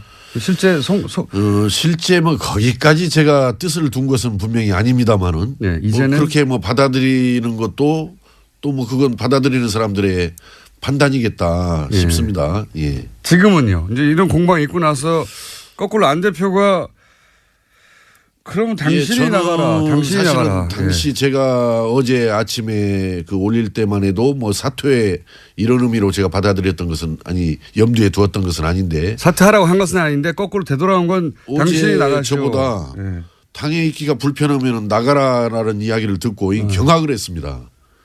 이게 개인 회사의 사장도 종업원 그렇게 내치는 거 아닙니다. 그것은. 그런데 이건 지금 안철수 사당이 아니고 안철수 공당 아닙니까? 그 국민의당이 안철수 사당이 아니고 공당 아닙니까? 예. 그 어떻게 공당의 대표가 그 소속 당원 더구나 현역 의원인 당원을 불편하면 나가라. 이렇게 말하는 것은 여전히 본인이 뭘 지금 잘못 인식하고 있고 어떻게 당을 잘못 이끌어 왔는지를 모르고 있는 거예요. 이 부분이. 그래서 참 저는 이것은 경악스러운 일이고 대단히 잘못된 일이다 이렇게 생각을 하는 겁니다. 거기에 그치지 않고 이제 방송에 나오셔서 이제 나가라고 하는 것에서 반론도 하셨으니까 안철수 대표도 당신이 먼저 나가라고 한 거 아니냐 나보고 그만두라고 한 거 아니냐 이렇게 말하지 않을까요? 글쎄 그 당대표가 그렇게 나오는 것은 바람직한 일은 아니고 어떻든 저는 이 국민의당을 좀 잘 살려서 제3당을 만들어준 국민들 여망을 실현해내자. 저는 예전부터 우리 국민의당이 의석수가 당초 당선 총선 때 38석 지금 뭐 우여곡절을 겪어서 현재 40석입니다마는 작지만 단단한 당으로 가야만이 국민의당이 우리 정치 발전을 위해서나 대한민국 발전을 위해서 역할을 할 수 있는 것이다. 이렇게 되기 때문에 보다 더 좀 자기 중심적으로만 이렇게 움직이지 말고 좀 소통을 제대로 해가면서 당의 뜻을 한 군데로 잘 모아서 요구받는 기대받는 그런 역할을 좀 해줬으면 좋겠다라는 소망을 갖고 있는 것입니다. 안 대표가 사실은 뭐 대표가 되고 나서 2달 이내에 당의 지지율이 올라가지 않으면 어렵다라는 얘기를 했었는데 뭐 그거야 뭐 누구나 뭐 출마할 때는 뭐 내가 되어서 뭐 당 지지율 올리고 살리겠다라고 하는데 저는 지지율 뭐 그대로 뭐 떨어지거나 답보했다라고 그래서 그 물러나라는 거 아닙니다. 당대표 하나한테만 달려 있는 건 아니거든요. 그렇죠. 그 책임은 당대표 당에 대한 지지율이 있는 건 아니죠. 그렇기 때문인데 그러니까 그거하고는 상관없다는 얘기죠. 예, 저는 어제 그 회신 내용 중에서도 분명히 독일에서 서로들 때려잡느라고 뭐 정신들이 없다. 또 복수하려고 정권을 참여하라고 이야기를 해서 적폐청산을 지금 복수라는 걸로 받고 때려잡는 걸로 그렇게 어떻든 이야기를 했단 말이죠. 물론 취지야 미래를 위해서 뭐 기술혁명을 열심히 해나가야지 그렇게 싸워서 되겠냐라는 뜻이었겠지만은 그러면은 그걸 해명을 제대로 해야지 정치 기술로서의 적폐청산을 반대했던 것이지 적폐청산 자체를 반대한 건 아니다라고 이렇게 이야기를 한단 말이에요. 이건 우리 국민들 보고 또는 우리 당원들 보고 너희들이 좀 잘 알아서 나를 그렇게 이해해 줘야지. 차라리 좀 거기 가서 미래를 강조하다 보니까 기술혁명을 강조하다 보니까 좀 말이 잘 못 나갔다. 좀 오해가 들 수 있게끔 나간 점에 대해서 내가 분명히 사과하고 바로잡겠다. 이게 당당하고 떳떳한 태도지 적폐청산을 정치 기술로서의 적폐청산을 반대했던 것이다. 이렇게 변명하고 나오는 것은 저는 솔직하지 못한 태도고 바람직하지 못한 태도라고 생각합니다. 안철수 대표는 지금 그러면 당대표로서 국민의당을 이끌 만한 역량이 안 됩니까? 저는 자격이 아직은 부족하다고 생각합니다. 관두란 얘기잖아요. 본인이 더 분발해야죠. 그러니까 더 분발해야 되죠. 특히 뭐가 부족합니까? 무엇보다도 좀 사람들과 충분히 소통하면서 결정을 해야 되잖아요. 예를 들어서 지역위원장 일괄 사퇴라느니 당헌 당규에도 근거가 없는 부분을 하려면은 적어도 의총 속에서라도 아니면은 뭐 뭔가 최고회의를 열어서라도가 뭔가 충분히 논의를 해서 결정을 하고 이렇게 합의에 기초해서 추진을 해본다라든지 또 바른정당과 통합 문제 얼마나 중요한 문제입니까 이 문제가. 그 말씀을 하셨고 그러면 그래서 지금 그렇게 생각하는 의원들이 당내에 많습니까? 뭐 저는 뭐 일일이 지금 아직까지 국정감사하느라고 대화를 해보지 않았습니다만은 뭐 저는 평소에 상식적인 선에서 항상 생각을 한다라고 생각을 하기 때문에 아마 저와 같은 생각을 하는 의원들도 다수지 않겠는가 이렇게 생각을 하는데 아직 세보지를 않아서 모르겠습니다. 그 문제는. 세보시면 꼭 저희한테 알려주시고요. 참 걱정입니다. 근데 이제 이렇게 안철수 대표와 생각이 같은 분들도 당내에 있겠지만 생각이 이렇게 완전히 다른 분들 당내에 그런 뭐 여러 가지 노선이 있는 거는 상관이 없는데 이건 노선의 문제가 아니라 당신 자격이 안 되라고 하는 거는 좀 다르지 않습니까? 예. 우린 일로 와야 돼 혹은 절로 가야 돼 뭐 이념적 노선이 다르거나 하는 건 모르겠는데 이렇게 역량 자체가 안 된다라고 하는 건 좀 다른 이야기인 것 같은데 그렇게 생각하는 분들이 당내에 많으면 당대표와 같이 하기 어려울 수도 있지 않습니까? 이제 어제 우리 그 안철수 대표께서 이런 말씀을 했어요. 뭐 그 본인을 공격하는 사람들 중에서는 비정상의 언급들 속에서는 늘 전가의 보도처럼 호남민심이 동원된다라고 그랬는데 저는 뭐 어제 제가 올린 글에 호남민심이란 말을 언급한 바는 없습니다만은 저는 이렇게 호남민심을 지금 안철수 대표가 이렇게 걸어놓는 의미는 이건 지금 부정적인 의미로 지금 이렇게 이야기를 하는 건데 호남이라는 것은 여든 야든 대한민국은 어떻든 지역구도 정치 속에서 영남 패권주의의 피해자들입니다. 호남은. 네, 상당 기간 그랬죠. 피해자들이죠. 사실은. 네. 소외받고 차별받고 하는 것이 호남이 피해자들인데 지난 총선에서 38석이라는 의석을 만들어준 데가 저는 호남이라고 생각합니다. 예. 그렇죠. 그러니까 그건 사실입니다. 호남에 대해서 고마워하지는 못할망정 자꾸 왜 호남을 부담스러워하고 호남을 폄하하냐 이게요. 38석 된 것까지는 좋은데 이제 호남의 지역 정당이라고 하는 것 자신의 발목을 잡는다 이렇게 생각하는 거겠죠. 그건 배은망덕한 태도라고 생각을 해요. 호남을 단단하게 자기 지지로 끌고 가면서 더 외연을 확장해 가야지 그 불쌍한 어찌 보면 호남 아닙니까 사실은. 영남 패권주의에서 지금까지 차별을 받고 소외받은 그러니까 이 호남에 대한 인식도 저는 생각을 좀 바꿔줘야지. 알겠습니다. 의원님 오늘은 하실 말씀을 하신 것 같은데 사실은 안철수 대표가 같이 나와서 여기에 대해서 해명하거나 했으면 좋겠지만 안철수 대표는 저희 방송에 안 나오시는지라. 그러니까 이제 본인 당사자와 더 대화를 해야 될 일입니다. 예. 자, 요 사안은요. 그 진행은 알겠습니다. 그리고 안철수 대표가 아마도 의원님께서 나가라는 건 아니었지만 예, 이렇게 나오는 이상 자격이 확실히 없다라고 이제 발언을 하셨으니까 또 답이 있겠죠 아마도. 이제 뭐 오늘 들어오신다라고 하니까 뭐 당내에서 충분한 아마 논의들이 있어야죠 당연히. 답이 있으면 다시 한번 저희가 예. 그 답에 대한 답을 의원님한테 제가 직접 들어보겠습니다. 그리고 이번 기회에 좀 알아봐 주십시오. 의원님과 비슷한 생각을 가지신 국민당 내 숫자가 얼마나 되는지. 뭐 이제 논의들 해가다 보면 뭐 정확하게 파악이 되겠지만은 사실은 TBS에서 정치 이야기 하지 말자라고 제가 지난번에 이야기 듣다가 나와서 본의원이 정치 이야기 하게 됐습니다. 지금. 급할 때는 다 저희를 찾습니다. 예. 자, 오늘 여기까지 하고 꼭 조만간은 다시 한번 요 사안이 그냥 끝날 것 같지는 않거든요. 그렇죠? 예. 잘 마무리돼서 우리 국민의당이 제대로 살아나기를 여기서 잘 마무리는 있습니다. 안철수 대표의 퇴진입니까? 꼭 뭐 저는 퇴진을 뭐 거듭해서 말씀드리지만 퇴진을 말하는 것은 아니고 정말 제대로 인식을 하고 제대로 인식을 못하면 퇴진해야 되는 거죠. 제대로 역할을 해야 된다. 그러니까 제대로 인식을 못하면 퇴진해야 되는 거죠. 뭐 너무 자꾸 진도를 많이 나가지 말자고요. 진도를 많이 나가지 말고. 여기까지 하겠습니다. 예.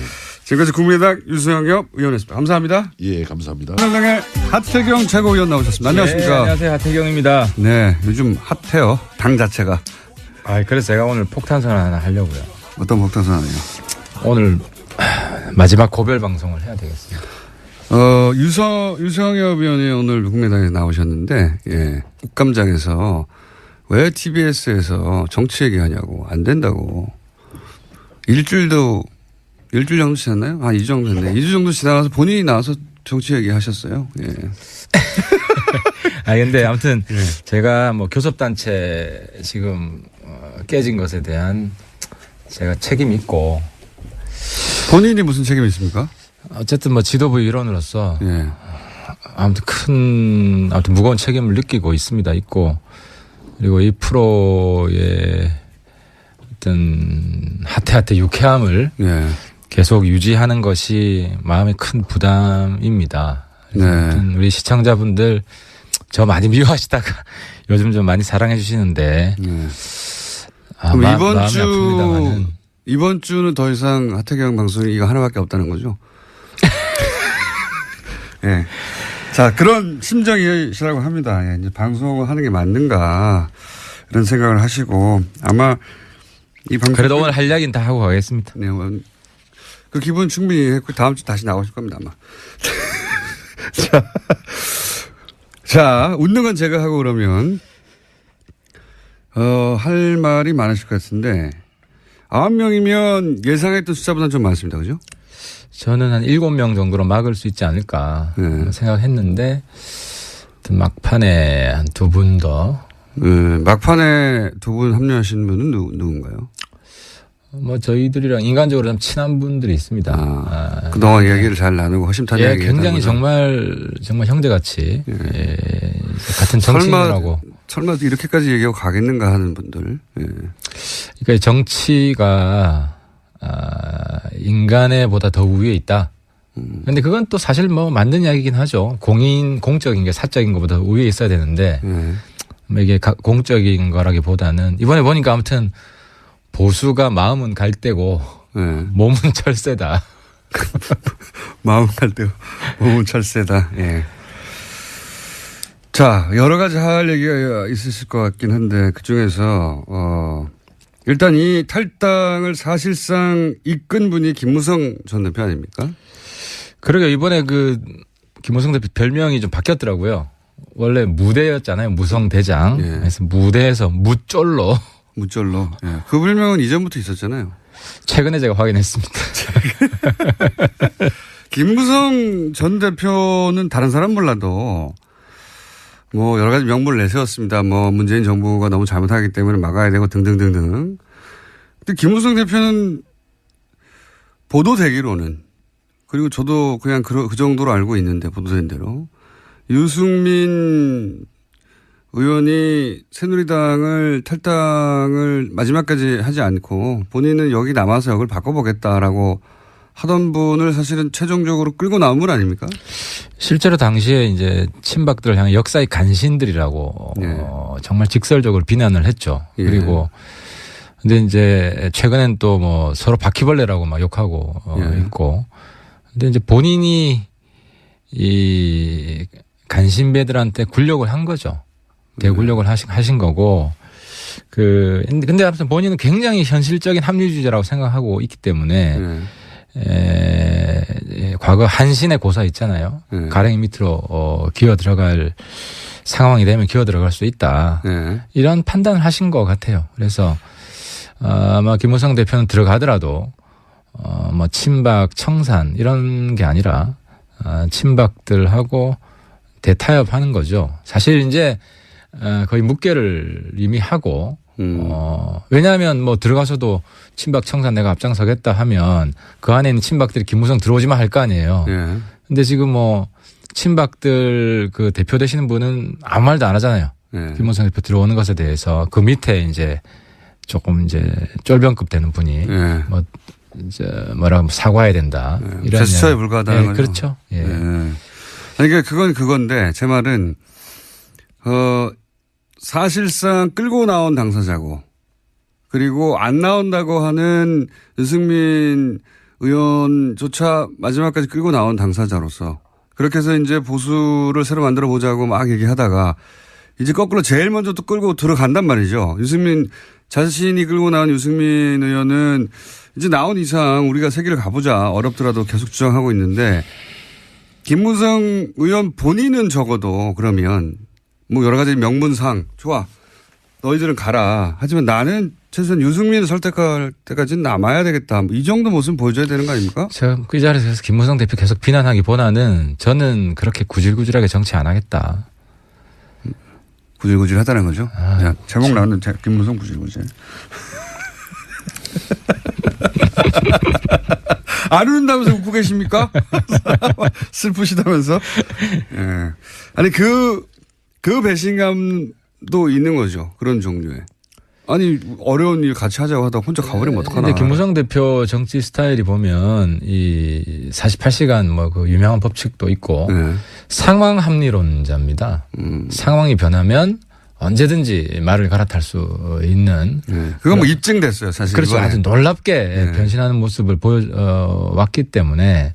근데 이제 문제는 그 변하는 주기가 속도가 너무 빨라진다는 거죠. 그래서 김무성 대표는 사실 본인이 이제 정계 은퇴한다고 그 대선 당시에. 그랬죠. 예, 국회의원 출마도 안 한다고 그랬어요. 여기서 끝이라고. 예. 근데 아마 그 부분도 다 지금 이제 뒤집지 않을까. 그래서 김무성 대표는 이제 홍준표 대표 이후에 한국당에 이제 당권 공백이 생긴다. 자기가 차지하겠다. 뭐 이런 야심을 가지고 들어갔습니다. 그런 야심이 있다는 것은 어떤 식으로 확인하셨어요? 아니면 들어갈 리가 없죠. 자기가 뭐 거기 가서 뒤에 뭐 쫄병하려고 들어가는 건 아니고 대표를 또 하고 싶은 거죠. 아니면 본인이 그렇게 안 들어갈 겁니다. 근데 직접 대표도 뭐 최소한 뒤에서 이렇게 힘을 가지고 조종하는 배우가 될 수 있던. 그러니까 마지막 한번 흔들어 보고 싶다. 나름 그런 욕망을 가지고 있는 겁니다. 근데 이제 문제는 본인의 시대가 끝났다 하는 것을 국민들은 다 아는데 본인은 모르는 것 같습니다. 물론 뭐 본인이 다시 그 국민들의 마음을 바꿔낼 수 있을지 정치는 가능성의 영역이기 때문에 봐야 되겠지만 갈수록 추해지는 것 같습니다. 추해진다. 무쫄 구질구질 추해진다. 제목 많이 나왔고요. 이거는 어떻습니까? 사실 지난번 탈당 13명 예. 탈당 때는 진보 보수 가릴 거 없이 비난 여론이 굉장히 높았어요. 예. 그리고 언론들도 그렇게 바라봤습니다. 보수 진보 언론 양쪽 모두 다 뜬금없이 갑자기 이게 무슨 짓이냐. 명분도 안 내고. 근데 이번에는 이제 그때보다 명분이 더 나아진 건 하나도 없어요. 사실은. 박근혜 전 대통령 출당 가지고 이제 이것이 뭐 대단한 일인 것처럼 해서 가긴 했는데 근데 그 전에 이 소위 탈당파들이 요구했던 것에서는 턱없이 부족하잖아요. 예. 박근혜 전 대통령 출당 하나 가지고 될 리가 없다라고 말하던 분들인데 그렇게 가면 사실은 언론이 딱 짚어서 이거 명분이 안 되고 지난번 말과 다르지 않냐라고 지적해 줘야 되는데 보수 언론은 지금은 명분이 되는 것처럼 만들어주고 있거든요.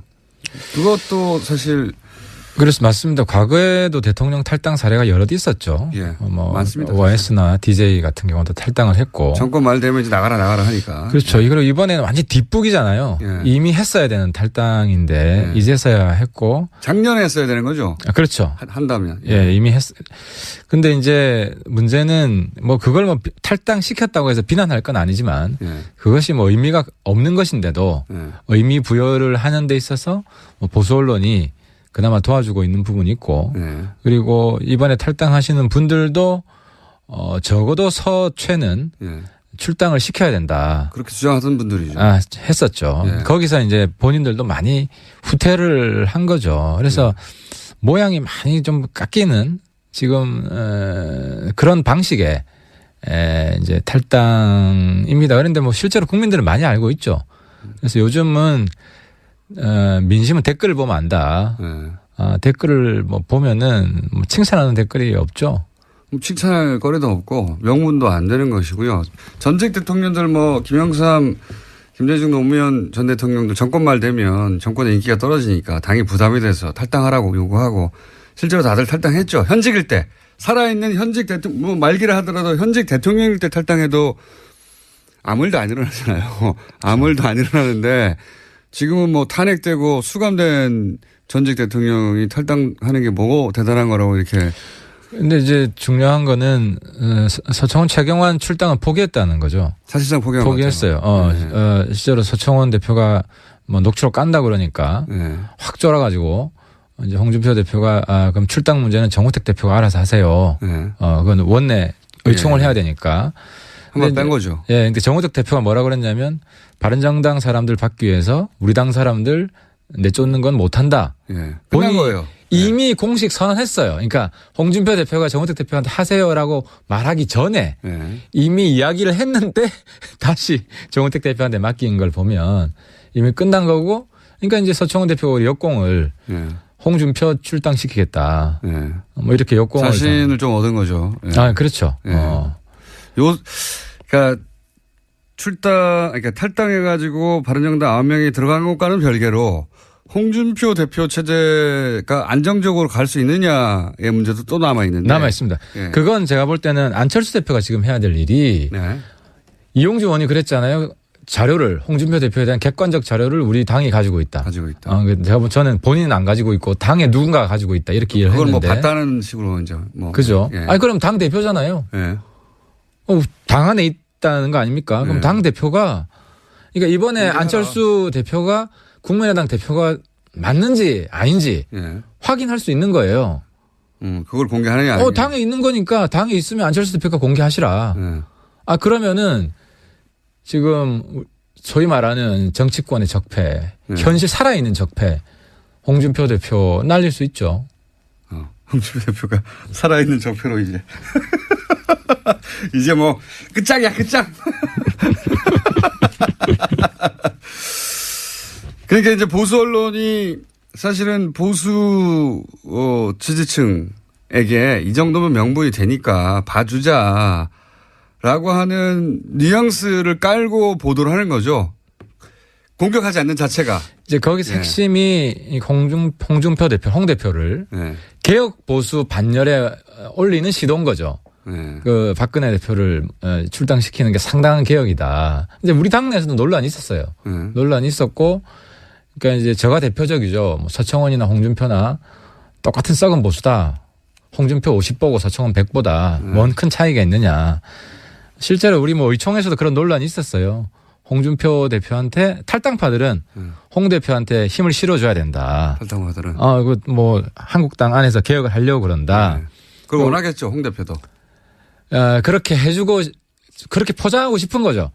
홍 대표를 엄청난 개혁가로 포장을 해야 본인들의 탈당이 합리화되는 것이고. 그건 뭐 맞습니다. 근데 이제 이거는 저는 연내로 홍 대표가 똑같은 썩은 보수다라는 게 저는 확인될 거라고 봅니다. 지금 홍 대표를 흔들기도 쉽진 않아요, 사실은. 그런 뭐 자범들이 많이 나오긴 하는데, 뭐 권한 정지 얘기도 나오고 친박 쪽에서. 근데 친박 쪽이 그렇다고 지금 힘을 막 낼 만한 상황도 안 되지 않습니까? 친박도 사실 제스처라고 봐야죠. 저는 서청원 대표가 공개하진 않을 거라고 봅니다. 왜냐하면은. 그래서 이제 국민의당에서. 홍준표 대표도 카드가 있거든요. 한 번 먹은 놈이 계속 먹는다 이 말은 서청원 대표를 향해서 했는데 그 말은 나도 깔 거 있다는 거예요. 그 행간을 읽어보면. 서로 협박 중이에요. 서로 협박 중인 거죠. 그래서 제3자가 나와서. 그래서 저는 국민의당이 가지고 있다면 국민의당이 공개해서 이 판을 정리해 줄 수 있다. 근데 보통 이렇게 녹취록 공방에서 제3자가 녹취록을 까는 경우가 별로 없거든요. 싸움 구경 즐겁게 하고 최대한 서로 박치기 하라고 내버려 두지. 근데 어쨌든 이용주 의원은 본인의 말에 책임을 져야죠. 사실 뭐 국감장에서 했던 이야기, 일부러 국감장에서 했던 것 같아요. 그걸 노리고. 그렇겠죠. 보도될. 면책 특권이 있으니까. 그리고 보도될 가능성이 100%니까요. 그때 얘기하면. 어제 엘리베이터에서 만났는데 절 보는 게 씩 웃고 가더라고요. 내가. 죽과? 그런 얘기는 안 해요? 엘리베이터 여러 분 있어가지고 내가 물어보진 않았는데. 씩 웃을 때 물어보시죠. 아니, 뭐 나한테는 없어. 이거 아니겠어요? 있어도 없다고 하겠죠. 거꾸로 이게 유승민 의원의 기회가 될 거라고 하는 시각도 없는 건 아닙니다. 물론 기회가 그 됩니다. 기회가 오래 버텨야 올 거라고들 얘기하죠. 기회가 되는데 두 가지가 필요합니다. 하나는 이제 유승민 대표한테 간곡하게 욕을 했는데. 당대표를 나한테 달라. 제 말 좀 들으라고. 첫 번째는 한국당과 차별화를 확실하게 해야 됩니다.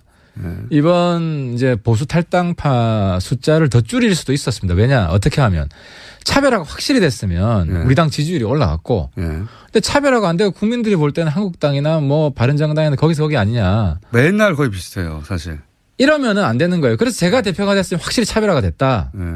근데 그래서 유승민 대표한테 스타일을 바꿔라. 점잖은 정치하면 안 된다. 핫한 정치해라. 이게 하나고.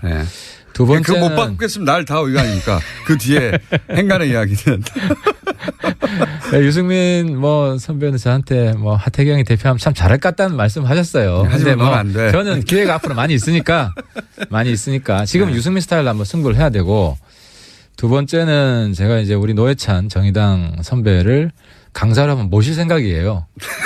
왜냐하면 이 비교섭 단체 노하우 애환 투지. 투지. 그 정말 웃기면서도 신문지 깔고 들어눕는 그런 만용. 이런 게 왜 필요하냐. 만용이 아니라 뭐랄까요. 재치 아닙니까? 재치. 그리고 연출력. 또 제가 볼 때는 좀 웃겼는데 국민들이 볼 때는 또 다르게 생각하거든요. 그러니까 우리끼리 보는 평가랑 이게 참 어려운 게 국민들 시선으로 어떻게 평가할 것인가를 잘 캐치하는 사람. 근데 사실 홍준표 대표도 그걸 잘해요. 홍준표 대표가 그걸 잘하니까. 그러니까요. 그 유일한 장점이에요. 유일한 장점. 사실 우리가 적장이지만 홍준표 대표의 장점을 우리는 받아들여야 배워야 됩니다. 대중 눈높이에서 이해가 가도록 자기 주장을 하는 건 능력이 탁월하죠. 바퀴벌레라고 어떻게 딱 규정을 하고 본인도 같은 과인데. 홍준표 대표가 대중 눈높이 맞추는 거 아주 잘합니다. 그렇습니다. 그래서 그다음에 노회찬 대표도 모시고. 노회찬 대표도 마찬가지고 대중 눈높이에서 딱딱 귀에 꽂히게. 이제 우리 당 의원들이 체질 개선해야 됩니다. 하태경만 나와서 떠들면 안 되고. 다 노회찬, 하태경처럼 바뀌어야 됩니다. 저는 사실 정의당 스타일이죠.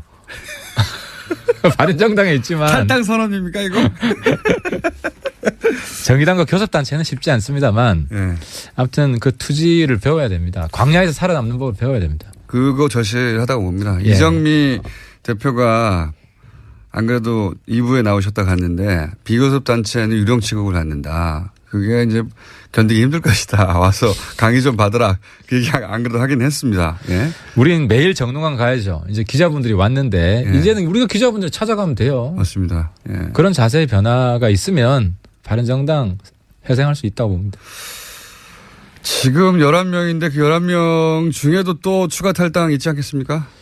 사실 우리 이 20명 의원이 인간적으로 굉장히 끈끈했습니다. 그렇겠죠. 힘든 시간을 같이 버텨왔고 그래서 이제 마지막까지도 제가 정말 막 마음이 아팠던 게 전당대회 연기 좀 하자. 그러면 한 달이라도 안 나간다고 하지 않느냐. 그럼 먼저 나갔겠죠. 그래서 그분들이 몇 분 계셨어요. 계셨는데 제가 막 눈물을 머금고 한 달 연기하게 되면 탈당하는 시점은 미룰 수 있겠지만 우리 당에 영원히 죽는다. 국민 앞에 같이 한 약속인데 아무런 명분이 없지 않냐. 연기할 명분이. 그리고 실제로 남지사가 합당 전당대회 요구를 했는데 통합전당대회 한국당하고 홍준표 대표가 그 다다음 날 그 꼼수다. 안 한다. 그리고 남경필 복당도 없다. 그렇게 그냥 이런자에 거절을 했습니다. 이런 상황이기 때문에 명분을 찾을 수가 없어요. 저도 최대한 성의껏 명분만 있으면 나도 해줄 수 있다. 우리 동지들 그렇게 간절하게 같이 있고자 한다면. 그래서 몇 분들이 좀 인간적으로 충격을 좀 받은 상태고요. 근데 어쨌든 잘 추스르고. 그럼 절대 떠나지 않은 사람의 숫자를 꼽자면 거꾸로. 그러니까 이제 그렇게 제가 답변을 드리면 또 그러면 떠날 수도 있는 사람들이 몇 명이다 이렇게 되기 때문에. 그러니까 절대 어떤 경우에도 상황 변화와 무관하게 이분들은 안 떠난다. 5-6명 됩니까? 하태경 한 사람 확실히 안 떠나죠. 그건 제 문제니까 제가 이야기할 수 있고. 의원님 갈 데도 없잖아요. 저는 한국당 해체를 위해서. 갈 데가 있어요. 떠난다고 하죠. 다음 총선 때까지 한국당 해체를 위해서 끝까지 약속을 지킬 것이고요. 의원님하고 유승민 의원하고 이해은 의원 최소한 3분 정도 그리고 정병국 의원 나머지 의원분들도 떠나겠다는 마음은 없고, 근데 문제는 우리가 우리 당의 지지율을 올릴 수 있는 비전과 전략, 여기에 실패하면 우리 당은 끝납니다. 저는 잘 이해가 안 가는 게 이런 겁니다. 여론조사 같은 거 보면 그냥 단순한 정당 지지율 말고 바른정당 지지자들 중에 지금 현 정부에 대한 지지율이 60%가 넘습니다. 보통 보면. 그러니까 제 말은 바른정당이 당연히 야당으로서 현 정부에 대해서 각을 세워야 하는 상황들이 오긴 하지만 아까 뭐 이제 차별화 말씀하셨길래 자유한국당은 1부터 100까지 다 반대잖아요. 지금 그렇죠. 1부터 75번까지만 반대가 아니라 1부터 100까지 전부 다 반대란 말이죠. 근데 바른정당은 그렇지 않은 점이 있었을 수는 있으나 안 보였기 때문에 똑같이 1부터 100까지 반대하는 거거든요. 그러니까 하태하태가 한 이야기 중에 대부분이 한국당과 차별화되는 이야기입니다. 예를 들어 빨갱이 장사하면 안 된다. 뭐 어젠가요? 어제도 누구야? 전희경 의원이 임종석 실장한테 한마디 했더라고요. 아직도 빨갱이. 내가 그걸 딱 보면서 김진태 긴장하겠네. 저거 내 영역인데. 그래, 어쨌든 뭐 전희경 의원은 저도 그 전부터 아는데 이제 여자 김진태죠. 여자 김진태고. 근데 이제 문제는 김진태 의원은 19대 때 이제 통진당이라는 살아있는 이제 종북 세력이 있었기 때문에 이제 파괴력이 있었고 이제 뒷북이죠. 전희경 의원 또 실제로 잘 몰라요. 그러니까 이제 김진태 의원은 공안 검사를 했어요. 그래서 조금은 알아요. 조금은 아는데 저는 공안 사범이어서 제가 제일 잘 알죠. 소위 이제 공격하는 주사파 아닙니까? 그러니까 이제 그러니까 어르신들도 잘 모르는 게 한번 영원한 빨갱이라고 생각을 하는 건데. 진짜 북한이 저 모양인데 어떻게 똑같이 지금 북한. 이게 또 언제적 얘기입니까 지금. 30년 전 이야기예요. 30년 전에. 80년대 이야기예요. 80년대. 그래서 제가 청와대에 있는 사람이 아는데요. 이석기 같은 사람 없어요. 그래서 주사파 공격 해봐야 맥히지도 않고 어르신들 그냥 아직도 뭐 박지원 빨갱이 뭐 이런 뭐 김대중 빨갱이 이런 어르신들한테나 먹히지. 그래서 이제 또 한 가지는 임종석 실장 뭐 저랑 뭐 과거에 가까웠고 요즘 그래도 잘하는 것 같아서 제가 힘내라고 하는데 과거에 그런 생각 했다 맞다. 안 지사도 똑같은 공격을 당했어요. 반미 청년 해가지고. 근데 안 지사도 대선 때 내가 뭐 똑같은 생각하는 줄 아느냐. 그렇게 한마디를 하면 돼요. 솔직하게. 근데 그걸 가지고 뭐 민주화 투쟁 그때 민주화 투쟁도 했지만 뭐 그때 종북한 것도 맞거든. 그러니까 그걸 부정하려고 하지 말고. 본인은 거기서 빠져나왔다고 선언을 일찍 했기 때문에 이제 이런 말씀하시는 거죠. 한때 했는데 지금은 그 생각하고 완전히 멀다. 이런 이야기 그냥 공개적으로 하면 제가 볼 때는 어르신들 표도 민주당이 많이 가져갈 겁니다. 그건 전제가 있죠. 인정을 해버려야 되니까 앞에 그게 잘못됐다고. 근데 그렇게 잘못됐다고 생각한 게 아니라 그건 그때 그 시절에 그 가치가 있었지만 지금 또 다른 생각을 한다. 지금은 생각이 다르다. 이 정도 이야기하면 되죠. 자, 남 걱정할 때는 아닌 것 같고요. 지금 청와대 비서실장을 걱정할 때는 아닌 것 같고요. 그래서 6명은 됩니까? 지금 뭐 11명이 다시 스크럼 끌고 그 결의를 저희들이 조만간 할 겁니다. 이 중에 4명만 더 가면 그쪽에서는 원하던 120명을 채우는데. 한국당에 이제 방해 공장이 심각하게 있을 겁니다. 그리고 원래 순차적으로 빠져나가잖아요. 그리고 이제 사실 2차 탈당은 있습니다. 있습니다. 왜냐하면 주호영 대표. 주호영 대표. 대표가 이제 2차 탈당을 굳이 본인이 이제 그 전당대회 끝날 때까지는 대표를 하시겠다. 하시니까 그건 우리 말릴 수 없고. 그럼 10명 되는 거고. 9명이죠. 주호영 대표 포함해서. 포함해서 지금 9명이니까. 9명이고. 근데 이제 이번에 나가신 분들이 9분이 이제 남아있는 분들에게 계속해서 또, 작업을. 하겠죠. 당연히. 작업 당연히 하죠. 그래야지 자기가 먼저 갔던 게 정당화 되니까 당연히 하죠. 그래서 이제 저한테도 이제 많이 당부를 합니다. 이제 너무 아픈 이야기를 하지 마라 말씀을 하시는데 근데 할 이야기는 원칙적인 이야기는 해야 되고 남아있는 분들 인간적으로 힘든 거 아는데 우리 살릴 수 있다고 생각합니다. 그래서 설득 중이고 지금 전당대 지금 출마하셨죠? 하도 그렇죠. 보도가 안 돼가지고. 예, 지금 지난번에도 당대표 안 됐는데 이번에도 당대표 안 될 거 아닙니까? 경선 토론이 끝났고. 근데 지금 관심사는 대선 후보와 지금 이제 하태 간의 격차. 얼마나 될 것인가. 이 부분이 뭐 국민들이 관심. 지난번 전당대회하고 마찬가지 방식으로 집계합니까? 똑같습니다. 여론조사 30%. 여론조사에서 꽤 많이 나오셨잖아요, 그때. 뭐 제가 좀 이겼죠. 이겼는데. 이혼 당대표 씨. 저도 궁금합니다. 이제 유승민 후보와 저하고 뭐 여론조사 격차가 어느 정도 날지. 우리 대선 후보급인가 이렇게. 뉴스공장 시청자분들이 좀 도와주시면. 그러면 다음 시간에 나오실 때는 지금 그 격차 다음 시간이면. 제가 한 말씀 빠뜨렸다. 이건 제가 좀 당부 부탁을 좀 드리고 가고 싶은데 교섭단체 깨지면 제일 힘든 게 돈입니다. 그렇죠. 이제 우리가 1년에 60억 받다가 20억으로 줄여요. 40억이 줍니다. 40억이 날아가는데 그래서 뭐 저희들도 정리하고 하면 안 되지 않겠습니까? 바른정당 당직자들. 그래서 저희들이 지금 10만 원 당원 4만 명만 모으면 이게 40억입니다. 10만 원. 1년에 10만 원. 월 10,000원이죠. 돌려받을 수 있으니까. 그렇죠. 그렇습니다. 그래서 10만 원 내가 10만 원 돌려받죠, 사실은. 10만 원 당원 4만 명 모으고 이게 이제 당 후원도 요즘 됩니다. 뭐 의원 개인 후원도 되고 저도 요즘 많이 힘들어서 좀 도와주시고. 자, 이 말씀은 다음 주에도 나오겠다는 거죠. 제가 모금하기 위해서.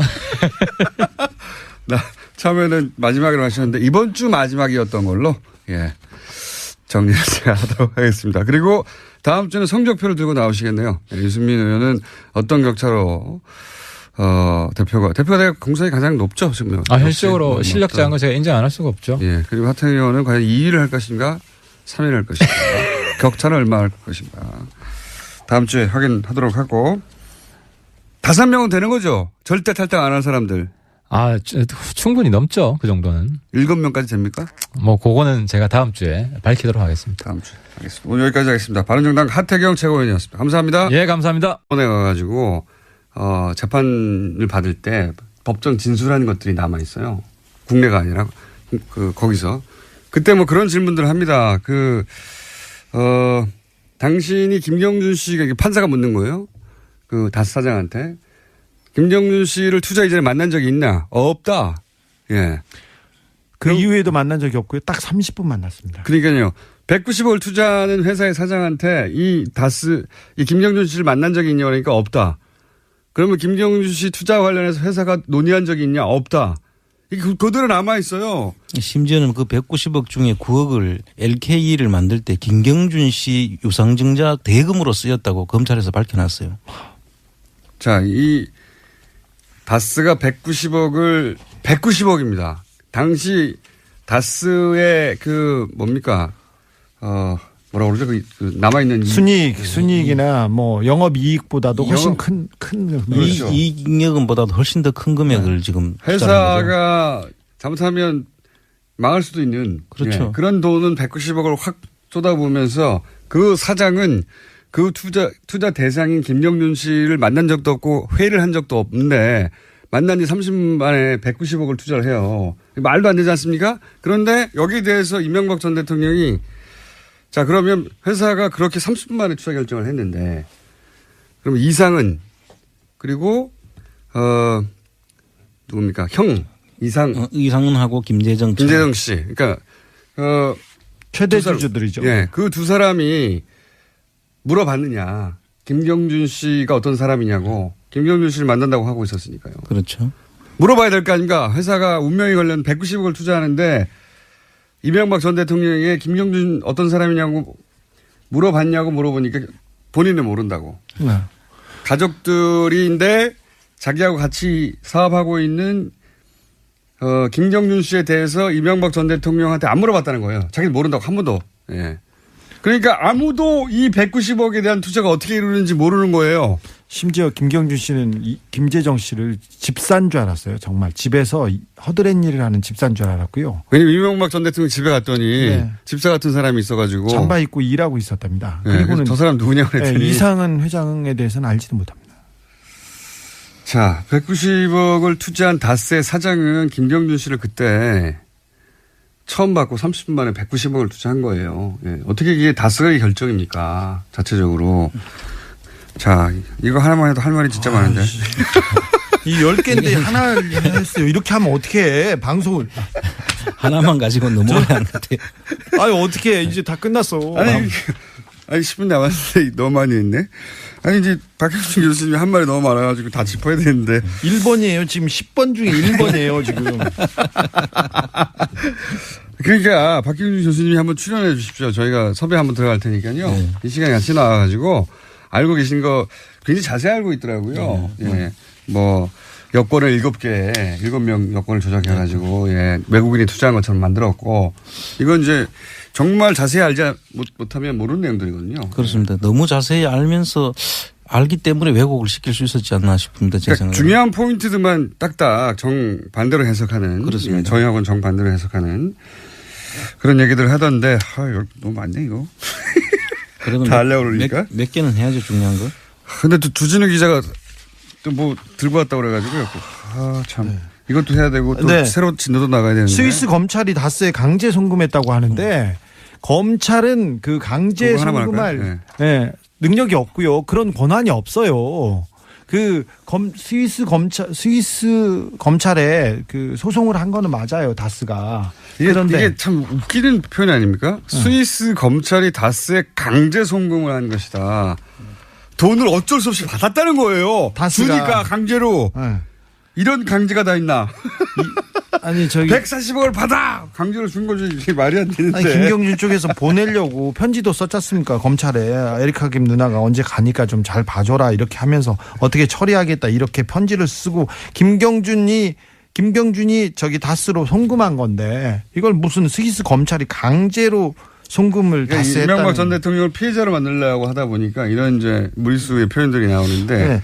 그 또 한 가지는 꼭 짚어야 될 만한 게 여기서 이상은 씨가 이명박 씨 형이 창업주라고 이야기를 합니다. 아니죠. 사실 87년도에 이 회사 다스라는 회사를 만들 때는 대북이공이었습니다. 김재정 씨가 창업주거든요. 네, 최대주주였고요. 서류상으로는 그 당시에 87년도에 7월 달에 6억을 처음에 넣고 설립을 했고 8월 달에 4억을 더 넣어서 10억을 가지고 김재정 씨 단독 회사였어요. 그때는. 그러다가 26%를 이상은 씨한테 넘기고 후지기공 지분을 이상은 씨가 인수를 하면서 지금의 그 구조가 만들어진 겁니다. 이상은 씨는 그 전에 그 목장에서 2년에 만난 건 아니고요. 그 당시에 2000년 2월. 2000년 2월에 만난 건 아니고 그 전에 에리카 김하고 이명박 씨가 미국에 건너가 있는 동안에 그때 그 국회의원을 하다가 그만두고 의원직이 상실됐죠.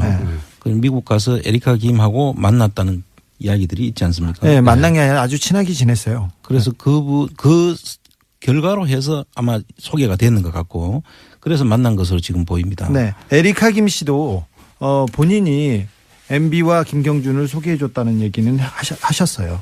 그런데 그 김경준 씨는 부인하고 있어요. 이 얘기만 나오면 아주 뭐 굉장히. 그건 뭐 이해갑니다. 가족끼리. 네, 그럴 수 있죠. 이 사건을 연루시키고 싶지 않은 동생의 마음이겠죠. 예. 자, 99년 4월에 BBK를 김경준이 설립했다고 얘기했습니다. 그리고 자기는 전혀 모른다고 얘기했는데 이명박 대통령은 모른다고 얘기했죠. 모른다고 했죠. 근데 이명박 대통령이 자기가 새로운 사업을 했다. 그리고 새로운 회사를 세웠다고 떠들고 다닌 게 바로 설립 직후부터 주변에 얘기하고 다녔어요. 그리고 명함과 그다음 동영상과 그게 99년 지나서 2000년에 다 집중되고 있는데. 근데 처음 만들 때 자본금이 5천만 원으로 시작을 했다고 5천만 원은 투자 회사가 허용이 안 되는 그런 기준입니다. 예, 그래서 그거를 삼성생명 빌딩에 그렇죠. 17층에 그 회사를 만드는데 5천만 원으로 사실 그 안에 임대료도 다 못 내는 상황이잖아요. 보증금도 안 됩니다. 중구에 있는 삼성생명 빌딩 17층에 거의 전축을 썼거든요. 회사가 생기자마자 이 보증금도 못 낼 만한 작은 5천만 원짜리 자본금 회사가 여기서 어떻게 사무실 엽니까? 근데 삼성생명 사장이 이명박 전 대통령과 동기거든요. 그런데. 네. 그렇죠. 예. 실제 그리고 삼성생명이 나중에 100억을 투자하죠. 그렇습니다. 예, 100억을 투자하고 이 얘기하니까 이제 사실은 투자자들 소위 BBK의 투자자들이 다 김경준 씨는 알 수가 없는 사람들이에요. 네, 그렇습니다. 아니, 이명박 대통령 친구 그리고 동료 그리고 교회에서도 투자를 했어요. 진짜 웃긴 게 그 장로 장신대 쪽에서 4억인가 몇 억 투자했잖아요. 네네. 네. 근데 그 교회 그 소망교회 이명박 장로였죠. 여기. 네. 그리고 하나은행에서도 투자할 때 이명박 씨의 친구죠. 그 회사이기 때문에 투자했다는 내부 문건이 있습니다. 그 안에. 네. 네. 그리고 나중에 그 BBK가 좀 잘못되자마자 BBK에 돈을 달라고 얘기하지 않고 김경준한테 돈 달라고 얘기하지 않고 다 이명박 대통령한테 돈 그렇죠. 달라고 하고 심택이. 고발하고 네.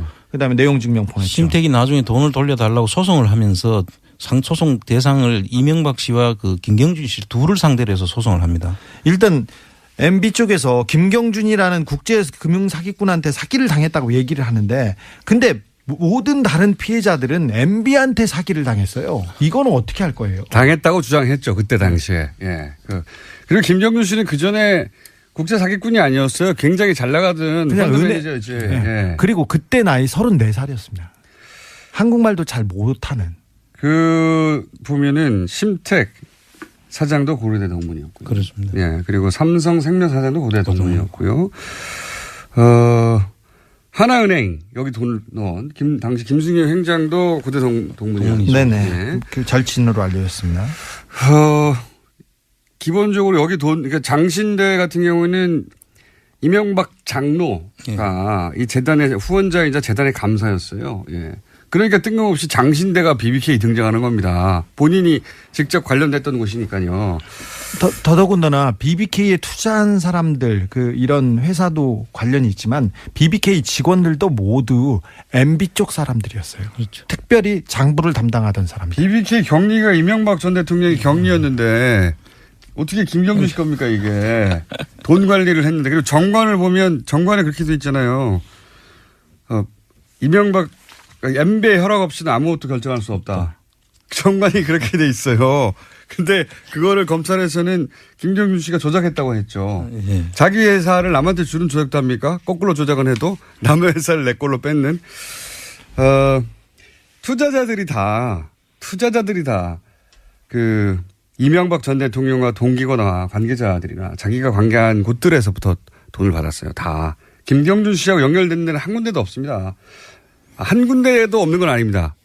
처음에 30억인가요? 어딘가. 이뱅크라고 예. 그 돈이 30억 들어오는데 그것도 그분의 수사가 안 이루어졌더라고요. 수사 결과를 보니까. 그런데 그분도 상당히 관련이 있기 때문에 나중에 그 매각하는 과정을 보면은 그분도 관련성이 충분히 보이는 대목이 있습니다. 그러니까요. 삼성생명도 당시 배정충 사장이 고려대 동문이었고 동문 아니면 본인이 관여한 곳 아니면 다스 이런 곳에서 다 돈이 들어오는데 김경준 씨가 저런 것도 있어요. 김경준 씨가 돈을 이제 다스로부터 받지 않습니까? 예. 근데 당시 사장이 LA에 법원 2달째 고정 코너입니다. 시사인의 주준우 기자 나왔습니다. 안녕하십니까? 안원구 전 대구지방국세청장님 나오셨습니다. 예, 안녕하십니까? 네. 청장님은 일주일에 2번을 나오고 계세요. 최고의 고정입니다. 지금. 최다 출연 고정. 저희가 이제 앞으로 진도 사실은 이 다스가 누구 겁니까? 네, 여기서 시작됐고 참 진도 나갈 일이 많은데. 보따리가 많습니다. 네, 아직 내놓을 거 많은데 지난주에 이 두 분이 공통적으로 이거는 안 된다라고 이게 뭐냐고 막 화를 내신 방송이 있었어요. 예. 잠깐 저희가 들려드리겠습니다. 이건 그 양심 고백인데 BBK 투자자문회사는 이미 있었던 거고 MB와 김경준이 LKE 합쳐서 만든 게 LKE를 비롯한 이뱅크 금융 포털을 만들려고 했던 거예요. 그런데 그 역의 펀드들은 되게 나중에 밝혀진 거지만 김경준이 이 돈을 유용하기 위해서 만든 펀드들이에요. 그렇게 해서 하다가 여러 가지 조작이나 유용이 들통이 나서 금감원 조사를 받고 사업 취소를 받으니까 그때 MB와 김경준이 헤어진 다음에 김경준이 만든 게 옵셔널 벤처스. 그 옵셔널 벤처스에서 19개의 유령회사를 만들고 7명의 여권 조작을 해갖고 주가를 띄우고 유상증자하고 해서 300억을 벌어갖고 미국으로 김경준이 튀니까 그런데 2심에서 이제 재판을 앞두고 2007년에 돌연 김경준이 들어오는 거예요. 그 당시 여권에서 여러 가지 어떤 뭐 그걸 했다는 얘기도 많은데 발표를 했는데 그 이명 계약서가 조작임이 또 밝혀져요. 이 문제의 본질은 저는 간단하다고 생각해요. 지금도 그렇게 믿고 있고. 그러니까 김경준이라는 국제 금융사기꾼 김경준, 에리카 MB가 당한 겁니다. 자, 보신 분들도 있고 인터넷에서 이 클립이 포털에 올라왔었기 때문에 그때 보신 분들 있을 텐데 썰전 유명한 JTBC의 프로그램입니다. 다들 아실 텐데 여기서 이제 박형준 교수가 닷새에 관해서 양심 선언이라며 양심이라뇨. 아유. 양심 선언이라며 닷새와 관련된 나름의 방식으로 사건을 정리한 방송이 있었습니다. MB 측의 공식 입장이라고 봐도 무방합니다. 네, MB의 핵심 당사자들, MB 관련자들은 다 이렇게 얘기합니다. 프레임이 딱 이런 거죠. 네. 김경준에게 사기를 당했습니다. 사실 박형준이라는 사람이 MB의 선대위 대변인을 했었어요. 나경원 그 의원과 함께. 근데 박형준 씨는 지금도 그렇고 그때도 그렇고 MB의 복심이라고 저는 파악하고 있습니다. 저는 그걸 보면서 혹시 방송 사고 수준이 아닌가 할 정도로 길을 의심했습니다. 그분이 자기가 대변인이라고 하면서 정말 완전 MB 개인의 대변인 역할을 한 걸로. 그래서 봅니다. 저는 공식적인 입장이 나온 것 같아서 감사하고 기쁘더라고요. 네, 좋아요. 요 박형준 교수가 얘기한 프레임이 사실은 이명박 후보 시절의 프레임이기도 하고 검찰이 특검에서 발표한 프레임이기도 하고 지금도 여전히 10년 동안 주장하는 프레임입니다. 네. 근데 이제 그걸 보다가 이제 두 전문가 분들이 벌떡이를 해서 이거 말도 안 된다고 이거 가지고 1시간 동안 1시간 뭡니까? 몇 시간 동안 얘기할 수 있다고 하셨으나 3박 4일. 오늘은 그중에 몇 가지만 두세 가지 정도만 이게 이 프레임이 왜 사실과 다른가 짚고 그리고 박형준 교수님도 발언 기회가 있어야 되니까 저희 방송에 나와서 왜냐하면 다른 방송에서는 말이죠 박형준 교수님만큼 아는 사람이 없어요. 그래서 박형준 교수가 얘기하는 것에 대해서 반박하기 어렵습니다. 그 자리에서. 잘 모르니까. 저희는 아주 자세히 알고 있어요. 그러니까 저희 방송에 나오시면 저희가 즐거운 대화 상대가 되어드리겠습니다. 네. 섭외 한번 들어가겠습니다. 네네. 일단 양심 고백이라고 했던 양심에 대한 단어부터 조금 다시 고쳐주고 싶은데요. 그거는 이제 개인적으로 하시고요. 양심 고백이 아니라 양심 매각 아닌가요? 그런 얘기는 당사자가 있을 때 하시고요. 자, 그냥 사실관계 여기서 좀 아는데 굵직한 것만 얘기해보죠. 이명박 전 대통령을 만나기 전에 이미 김경준 씨가 BBK를 설립한 것이다. 여기서부터 출발해요, 사실은. 그러니까 BBK 이미 있었다는 거죠. 김경준 씨 혼자서 사업하려고. 근데 이제 나중에 만나서 이제 주장을 보면 김경준 씨는 99년 초에 이명박 전 대통령을 만나서 몇 달 후 4월에 BBK를 만든다. 김경준 씨의 주장입니다. 네. 이명박 전 대통령은 아니다. 2000년 2월에 만났다. 이렇게 돼야 이제 BBK 설립한 뒤가 되거든요. 이후. 그래서 BBK 설립은 김경준이 한 거고 나는 안 했다. 이런 주장인데 이런 주장을 고수한 이제 박형준 교수도 얘기한 겁니다. 이게 왜 아닙니까? 키우던 분이세요? 그런데 다스를 김재정 씨가 창업을 했다고 하면 이 이야기가 스토리가 안 되거든요. 어떻게 되냐면 이상은 씨가 창업을 했고 그때 도움을 이명박 씨로부터 받았고 그 자녀에게 지금 이제 그 자녀에게 대를 이어서 이제 서로 도움을 준다라는 그 프레임을 만들기 위해서 이상은 씨를 창업주로 등장시킨 거죠. 지금 10개 의혹 중에 10개 박형준이 얘기한 10가지 그 잘못 중에 지금 하나 얘기하다가 지금 못하고 있어요. 이것도 얘기해 볼게요. 그러니까, 그냥 어차피 진도 안 나가는 거. 아니야. 나 이번에 MB에 대한 그 특별한 기사를 제가 준비했습니다. 네. 네. 그럼 여기까지만 하고. 네. 심택 얘기 몇 번 나왔는데. 네. 심택 같은 경우에는 이제 심택 사장이 고려대 동문위로 알려져 있는데 50억을 잃게 될 처지가 되자 소송을 하죠. 근데 그때 팩스를 보냅니다. 뭐라고 보내냐면은 심택의 이제 전용호 회장이 그 팩스도 여전히 남아 있어요. 거기 보면은 이명박 그때 당시는 후보 이명박 그러니까 전 대통령이 후보가 아니죠 참 이명박 전 대통령이 BBK 회장이라며 자신에게 직접 투자를 권유했다. 예. 네. 그런 내용이 팩스에 남아 있습니다. 종이로. 그리고 소송했죠. 예, 그리고 나서 그리고 소송도 했죠. 근데 소송할 때 이 팩스가 증거 자료로 제출됐거든요. 예. 그래서 언론에서 입수가 됐는데 그러면서 김윤옥 여사가 그 심택 사장이죠. 예. 회장의 동생 전세호 사장 누나인 전영숙 씨에게 전화를 해서 우리 남편이 BBK 대주주니까 마음 놓고 투자해라 하고 식사 자리에서 내가 이명박 전 대통령이 내가 BBK 회장에게 나를 믿고 투자해라 이런 얘기 했다는 이야기를 심택의 사장과 회장이 합니다. 예. 심택뿐만 아니라 그런 얘기는 많이 했고 그런 증거는 하나은행도 그렇죠. 하나은행 많이 남아 있습니다. 내부 문건에 보면은 MB가 BBK를 소유하고 있다는 얘기를 하고 이런 이야기는 너무 많아요. 너무 많은데 뚝 잘라가지고 BBK는 김경주가 설립했을 뿐이고 이렇게 얘기를 시작하면 안 되는 거죠. 네, 속았다, 사기당했다 이렇게 얘기하는 중요 포인트만 다 왜곡시켰더라고요. 네. 아니 그게 MB의 전략이었고요. 검찰이 만들어준 MB를 자유롭게 하는 전략이었습니다. 자, 10개 언제 하나? 뭐 다 못할 것 같은데 진짜 부르는 게 나을 것 같아요. 예. 한 가지 하다가 말았습니다. 지금 한 가지 하다가 말았고 나머지 또 길게 이야기할 게 많습니다. 이게 말도 안 되는데 자 저희는 말도 안 된다고 생각하고 박형주 교수님은 정반대로 생각하니까 저희 방송에 나오시거나 저희 셋을 썰전에 불러주세요. 예, 말이 나올 때마다 다 반박할 테니까 모조리다.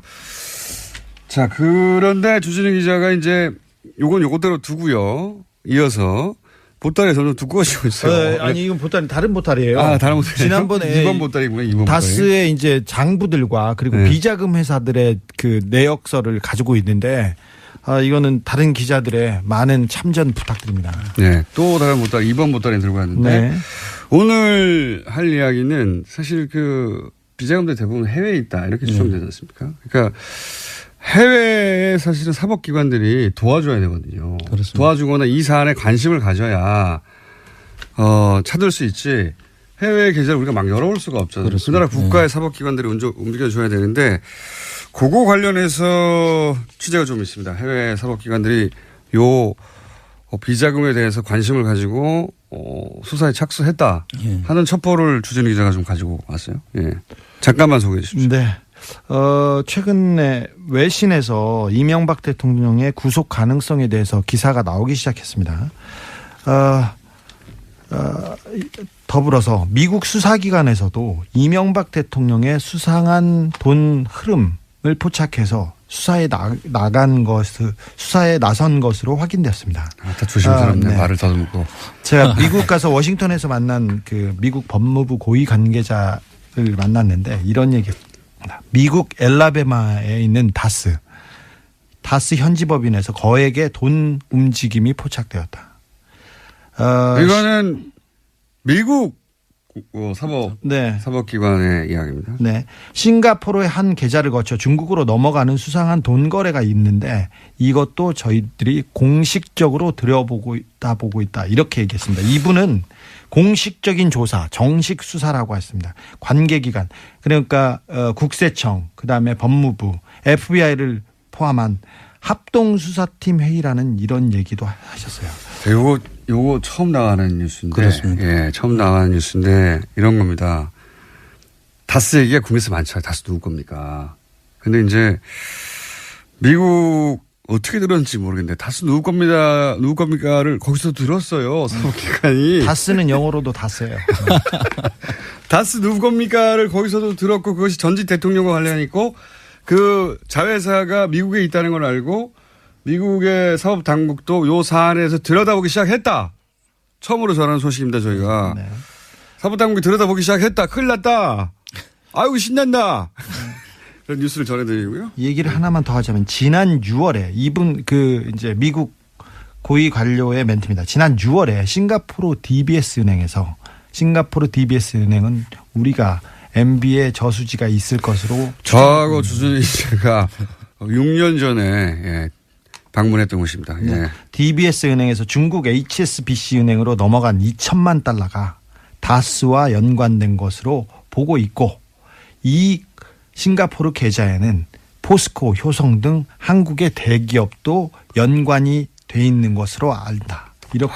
이거 정말 이 이야기는 주준희 기자나 저나 상상을 하는 얘기가 아니고요. 예. 이거는 미국에 가서 그 사법당국의 관계자로부터 직접 들은 이야기입니다. 네. 사실 예전에 저희 둘이서 이런 얘기 많이 했었거든요. 싱가포르 뭐 어쩌고저쩌고 주장했었는데 다 음모론자라고 자. 연락이 두드러 맞았는데 거의 이때잖아요. 미국 사법당국에서 네. 보고 있다고. 이 부분에 대해서는 지난 그 국정감사에서 송영길 의원이 잠깐 멘트를 하기도 했어요. 그러니까 크게 얘기하진 않았는데 포스코 효성을 P사의 H사로 얘기하면서 이명박 전 대통령이 해외 계좌를 통해서 상당한 자금을 운영했고 해외 법인과 차명 비자금을 거래한 사실을 제보받았다.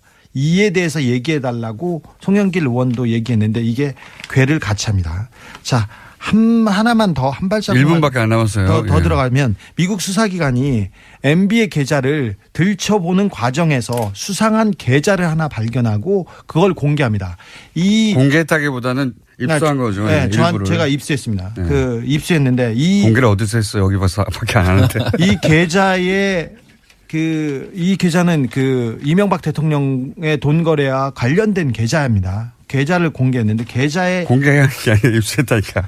계좌의 명의는 홍석현 중앙일보. 여기서 좀 충격입니다. 예. 중앙일보 저도 JTBC 이야기 듣고 좀 충격받았는데. 예. 전 회장입니다. 그리고 홍콩 메릴린치 은행의 계좌번호 1370 거기까지만 하고. 땡땡땡땡. 그러니까 그리고 이게 뭐냐면 1373 땡땡땡땡. 미국 사법당국이 국내에서 닷새기가 나오니까 미국에 있는 계좌를 들여다보고 의심 계좌를 찾다 보니 홍석현 계좌의 이름이 중간에 나왔다. 여기까지 하겠습니다. 우리나라 검찰의 분발이 기대됩니다. 주진우 아는고 두 분이었습니다. 말도 많고 탈도 많은 코너. 네. 그러나 절대 없어지지 않는 코너. 더불어민주당 안민석 의원 나오셨습니다. 네, 오산 비행장이 오산에 있다고 생각하면 오산입니다. 오산 출신 내리사선 안민석 의원입니다. 자유한국당의 김성태 의원 나오셨습니다. 안녕하십니까? 예, 안녕하세요. 김성태 의원입니다. 이번 국정감사에서 네이버는 우리 국민들에게 핫 이슈로 이렇게 떠올랐습니다. 갑자기 네이버를 또. 제가 이 이야기는 이제 안민석 의원이 이 방송을 통해서 늘 뭐 엄청난 이슈를 이렇게 던지는 경우가 많았는데 제가 하나 알려드리려고 하고 있습니다. 어떤 걸 기대가 되는데요. 성남시의 이재명 시장이 그리고 이재명 시장이 구단주로 있는 성남에는 프로축구단 성남 FC가 있다는 거 알고 계시죠? 네. 문제는 이 성남 FC에 네이버가 저소득층 지원을 위한 시민 단체를 거쳐서 39억을 지원을 했어요. 이 시민사회단체는 희망살림이라는 이런 애초에 본연의 네이버가 여권의 지자체장 그러니까 이 희망살림이라는 이 단체는 잘했네요. 저소득에 그러니까 성남 지역의 저소득층의 부채 탕감을 위해서 2012년도에 설립됐어요. 그런데 그러면 이 저소득층의 부채 탕감을 위해서 이렇게 뭐 해외 지원을 받는다든지 그러면 그렇게 용도가 쓰여져야 되는데 네이버로부터 이게 돈을 39억을 받아가지고 40억을 받아가지고 이 본업보다는 이 성남 FC 그러니까 스포츠단 광고비에 대부분 이 기금을 사용을 했어요. 이 성남 FC는 지난 3년간에도 이 시민사회단체를 포함해가지고 두산이라든지 농협, 차병은 이런 기업에서도 총 166억을 후원 수입을 올렸어요. 그런 측면에서 일각에서는 이게 대가성 논란이 이제 발생이 되고 있습니다. 제가 왜 이야기를 오늘 꺼냈는가 하면요.